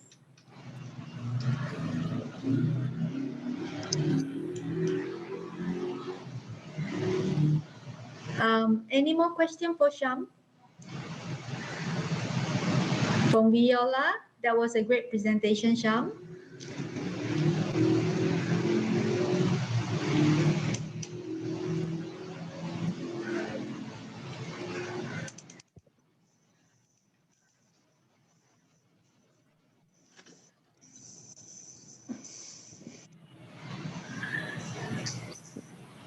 Okay, so Shangita, if you are not there, I don't know what happened to Shangita. I hope she's doing well. We tried to call her. She's not picking up the phone also. So, okay, now the sessions shall end by 12. So if Shangita is not there, I would like to open this, final 8 minutes to everybody who would like to have, any conversation or question to any of the, above presenters, you are welcome to unmute yourself. Viola, would you like to say something?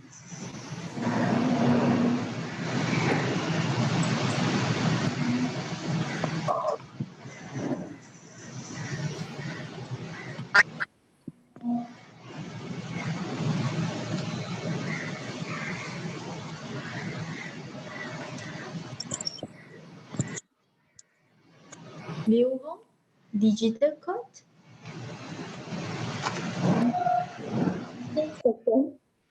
Yeah, are you trying to say something? Actually, just now my internet connection was very poor, so I keep on logging again. Yeah. Is this you, Shangita? Yes, I am. Okay, sure. Would you like to share your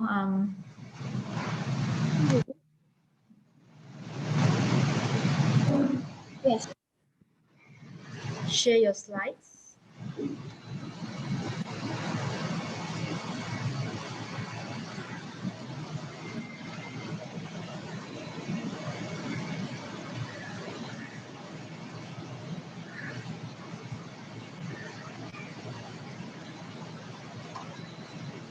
You may start now, Shangita. Please use the slide mode so that it's easier for people to view it.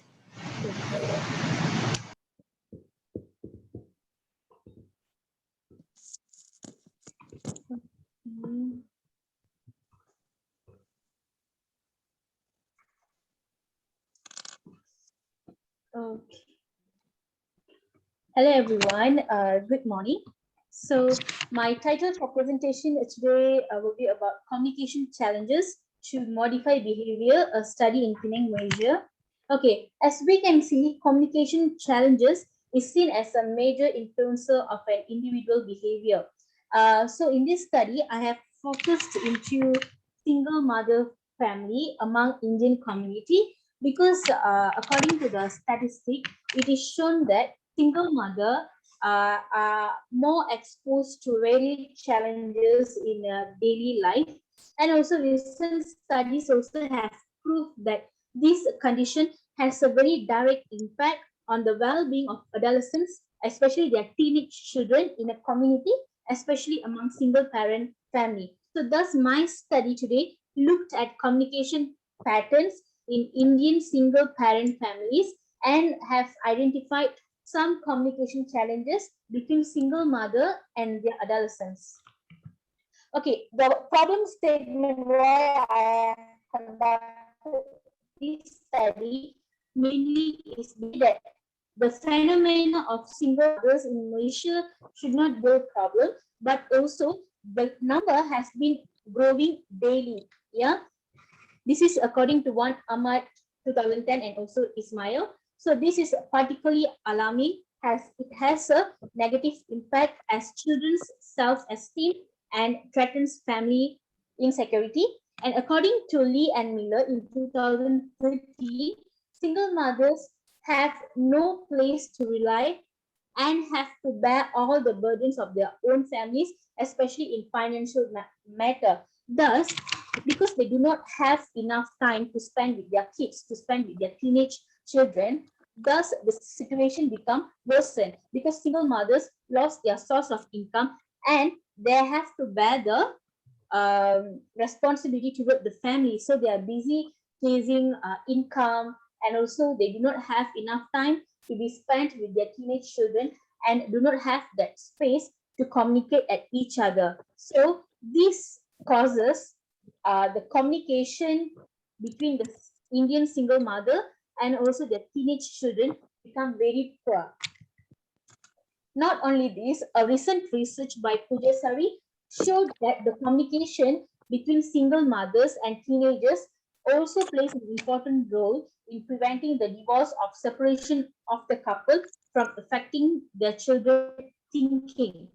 So because through this study, right, I have understood that interpersonal communication between a single parent and their child can change the child's negative perception towards their parents who are divorced or separated. So basically what I'm going to tell is that when we are having single parent family, when we are living in a single parent family, we can see that there are a lot of emerging problems here among, especially in terms of communication between the single mother or single father towards their teenage children. First of all, because they are busy chasing money, chasing income, and they do not have that enough time to communicate each other. Second, why I focus on Indian single parents, because during I did this research in 2019 on September. So during that time, the statistic from the Department of Statistics Malaysia shows that the discipline or moral issues here, or more crimes or gangsterism in Malaysia, is happening at the first place among Indian community, especially in Penang. And most of the teenage children who are involved in crime activities, who are involved in gangsterism, most of them are from single parent family, focusing on Indian single mothers. So that's why I have took Indian single mother as my specific sampling for this study, because I wanted to study from there what are their issues, why these issues are happening within their family, and what are the interrelations between their well-being of the teenagers and also between the behavior.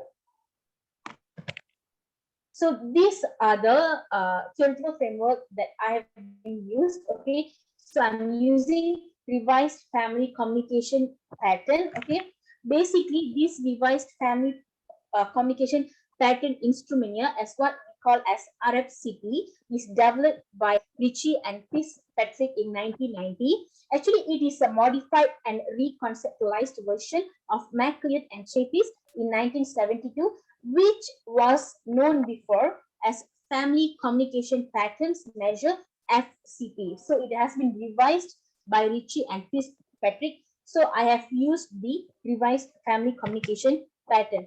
So if you can see this slide, right? So basically, it is about the high conformity orientation, and also between the high conversation orientation and low conformity orientation, and also low conversation orientation. Okay, high conformity means, I will explain to you about each of the how to say concept in this study here. Okay, so when we are looking into conversation, right? Okay, so conversation type of family, right?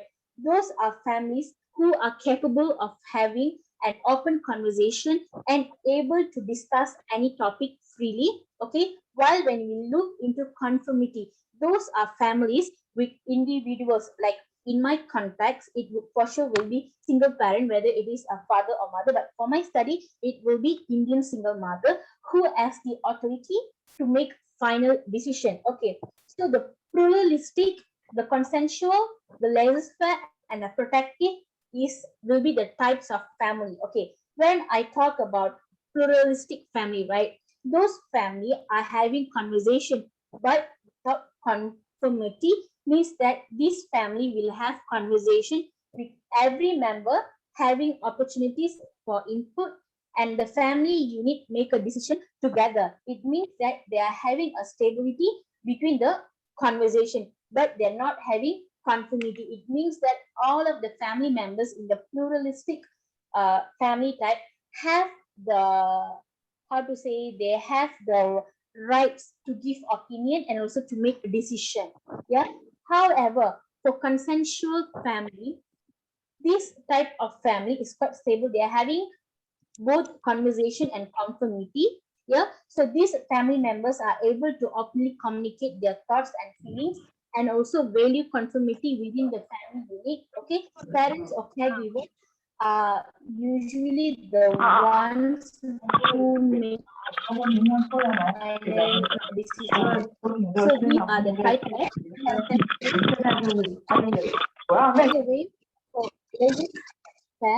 family type. Okay, this family, they are not living without conversation. They are living without conversation or conformity. So those family, right, they are emotionally detached from each other. Okay, so children are typically free to make their own choices without the interest from the parents or caregivers.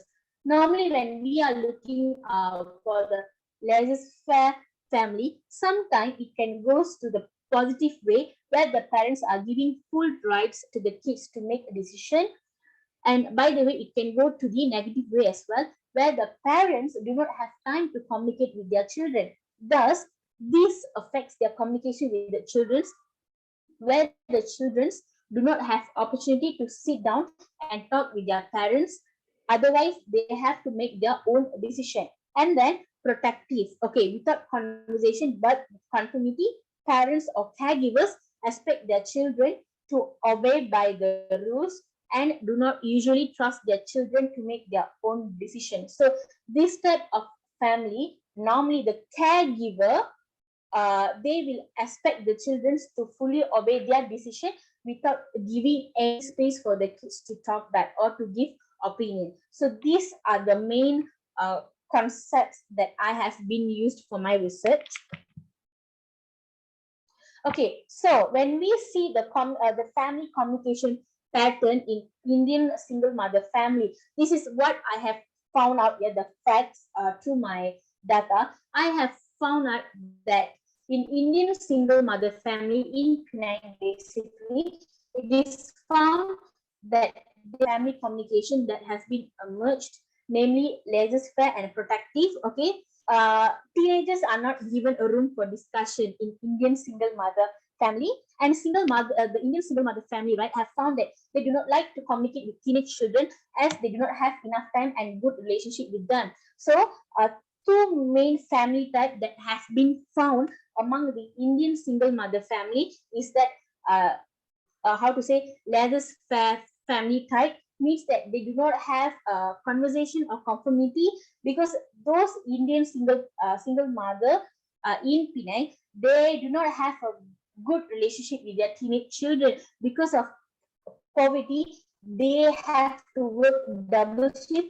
Most of my respondents are working double shift, are working like almost 12 hours, and they have to come back and they have to arrange everything for their kids. So they do not have the time to sit down and share their opinions with their teenage children. So it means that they just leave everything to their children. Whatever they do not care. What for them, financial aspect is more important than spending time with their kids, because they do not have time and they do not intend to spend that time.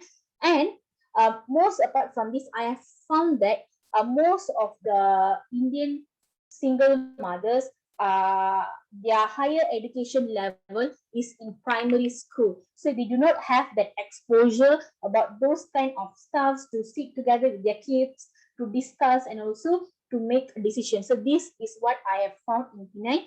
And also another interesting result that I have found out, some of the family also are very protective. Okay, it is because of their past history, like because they have been divorced, and also those Indian single mother are divorcee, and also their husband was in jail for the past 10 to 20 years because of a lot of criminal records, and also they're having quite a bad experience. So those kind of Indian single mother, right, they are being like very protective towards their teenage children. Okay, they are having a high level conformity, but they are not having an open talk with their kids. Okay, so they expect their children to obey their rules, and they do not trust their children at all.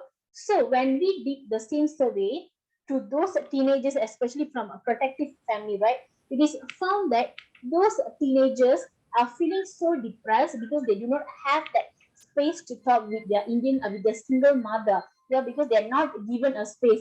Everything they must obey the rules. 5 more minutes, sorry. Yeah. Sorry, doctor? You have 5 more minutes. Okay, sure. Okay, so they have a very less space to talk about it with their mother. Okay, so my research objective is, I just go very brief. First of all, is to identify the communication challenges between single mother and the teenage children. Second is to identify how these communication challenges between single mother and teenage children. Objective 3 is to identify the well-being of teenage children in single mother family, and also to identify the behavior of teenage children. I think I have some errors, so sorry. Another objective is to identify what is the relationship between the communication challenges and also family communication pattern in the Indian single mother family. So these are my research hypotheses. I will go to the methodology. So for the methodology, I have used a quantitative survey, which I have used the revised family communication pattern instrument introduced by Ritchie and Fitzpatrick. So my respondents will be 110 respondents comprising Indian single mother and adolescents from single Indian parent group in Penang. Yeah? So basically I have used the Likert scale. Okay. Okay, I will go to the result. Okay, so from the result, 60, the single mother will be 60 people and the teenager will be 50, who are the kids of the single mother as well. So majority the adolescents were found to be in the age group of 20 to 21, and this one indicates that some mothers between ages of 41 and 50 have adolescents kid, yeah, or teenage children in the age group of 16 to 21. Okay, so discussion on my first hypothesis, which is family communication pattern influence the communication challenges between single mother and their adolescents. Okay, it has been found that there is no significant relationship between family communication pattern and communication challenges in this study. Okay, so this hypothesis is rejected. Second hypothesis is communication challenges between single mother and adolescents affect the well-being of adolescents in the family. So for this sample in Penang, it is found that there is no significant relationship between the communication challenges and the well-being of adolescents as well. So this hypothesis has been rejected too. The third one, the well-being levels of adolescents in single parent family influence their behavior. So for this research, there is no significant relationship as well. And for fourth is family communication pattern influences the well-being of adolescents. Yeah, and this one, there is a very fine significant relationship here. So it proves that family communication pattern basically influence the well-being of adolescents in the single parent family, which I have mentioned to you earlier about the laissez-faire and also the protective. So both family type influence the well-being of the teenagers in particular family. Okay, and then hypothesis 5 is basically about family communication pattern influences adolescents behavior. Okay, so it means that in this study, right, family communication pattern basically influences the adolescents behavior and well-being depending on how much time the single parent can spend, on how much space is given for them to talk. Okay, so last but not least, communication challenges between single mother and adolescents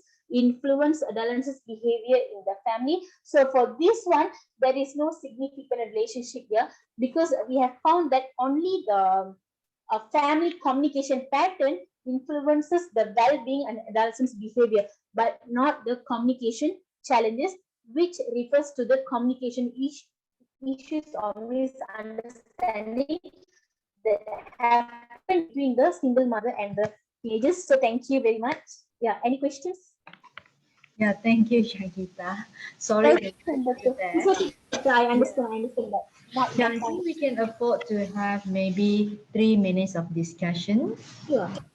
Yeah. You have one question in the chat box, Shangita. Yes. Okay. Well-being adolescents that mentioned on hypothesis 4 by Litwina. Okay. Question, Miss Litwina. Okay. The well-being that I mentioned is about their level of involvement in in moral activities and also their involvement in social activities. So this survey here, the instrument taken here to test their well-being is taken from one research from Pujasari in 2018, where he have asked question about how frequently those group of teenagers involve themselves in certain social activities and also in some other unhealthy activities like Are they more prefer in involving in gangs or in gangsterism? Are they more frequently love to communicate with people like who are having some how to say are having like some kind who have been having a criminal record? Do they like to smoke? Do they like to like how to say like to ponteng scholar and so on? So these are the well-being that I'm trying to explain. Yeah, but you guys can correct me anytime, no issues. Still, I'm very new, so yeah. Thank you. Any more questions? Any more questions? We can take one last question for Shangita.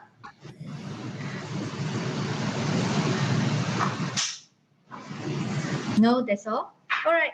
Thank you, everyone. That was a very productive and interesting discussion, even though it's all, ranging from a very different kind of like research and background. But I think we are still within the theme on the public, what do you call that?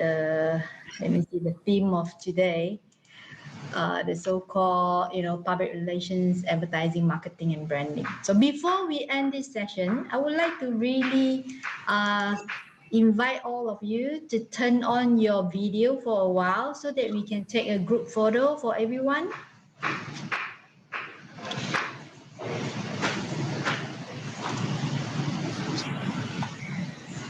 Yeah. Oh, but I'm so sorry, my camera is out of order. I'm so sorry.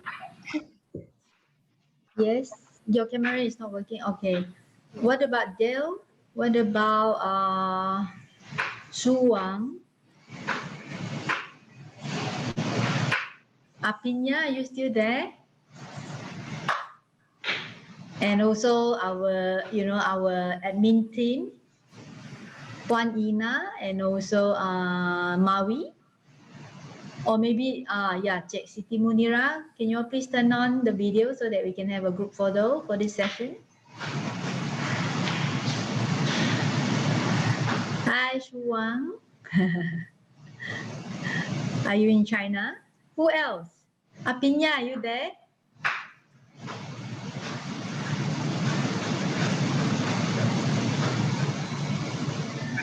Dale is there. Oh, Apinya is there. Shangita, are you not able to? Sham is not there anymore, is it? I'm here. I'm here. Sorry, yes, there. Okay, I shall just take a print screen for everyone. 1, 2, 3. Ina, Puan Ina, are you going to come into the pictures? No? No, Doctor. Tak mau? Cantik ni. Tak mau, Doctor. Okay, one more. 1, 2, 3. Right. I hope then they will share in the related place. Right. Thank you, everybody, and hope you stay safe in the pandemic time, and hope you have a productive research. Oh, Liu Hong is there. Maybe we take another one. Is that okay? We have a new member coming in. Yeah. 1, 2, 3. Yes. Thank you. All right. Thanks, everyone. We'll see you, hopefully to see you next year. And stay safe. Thank you.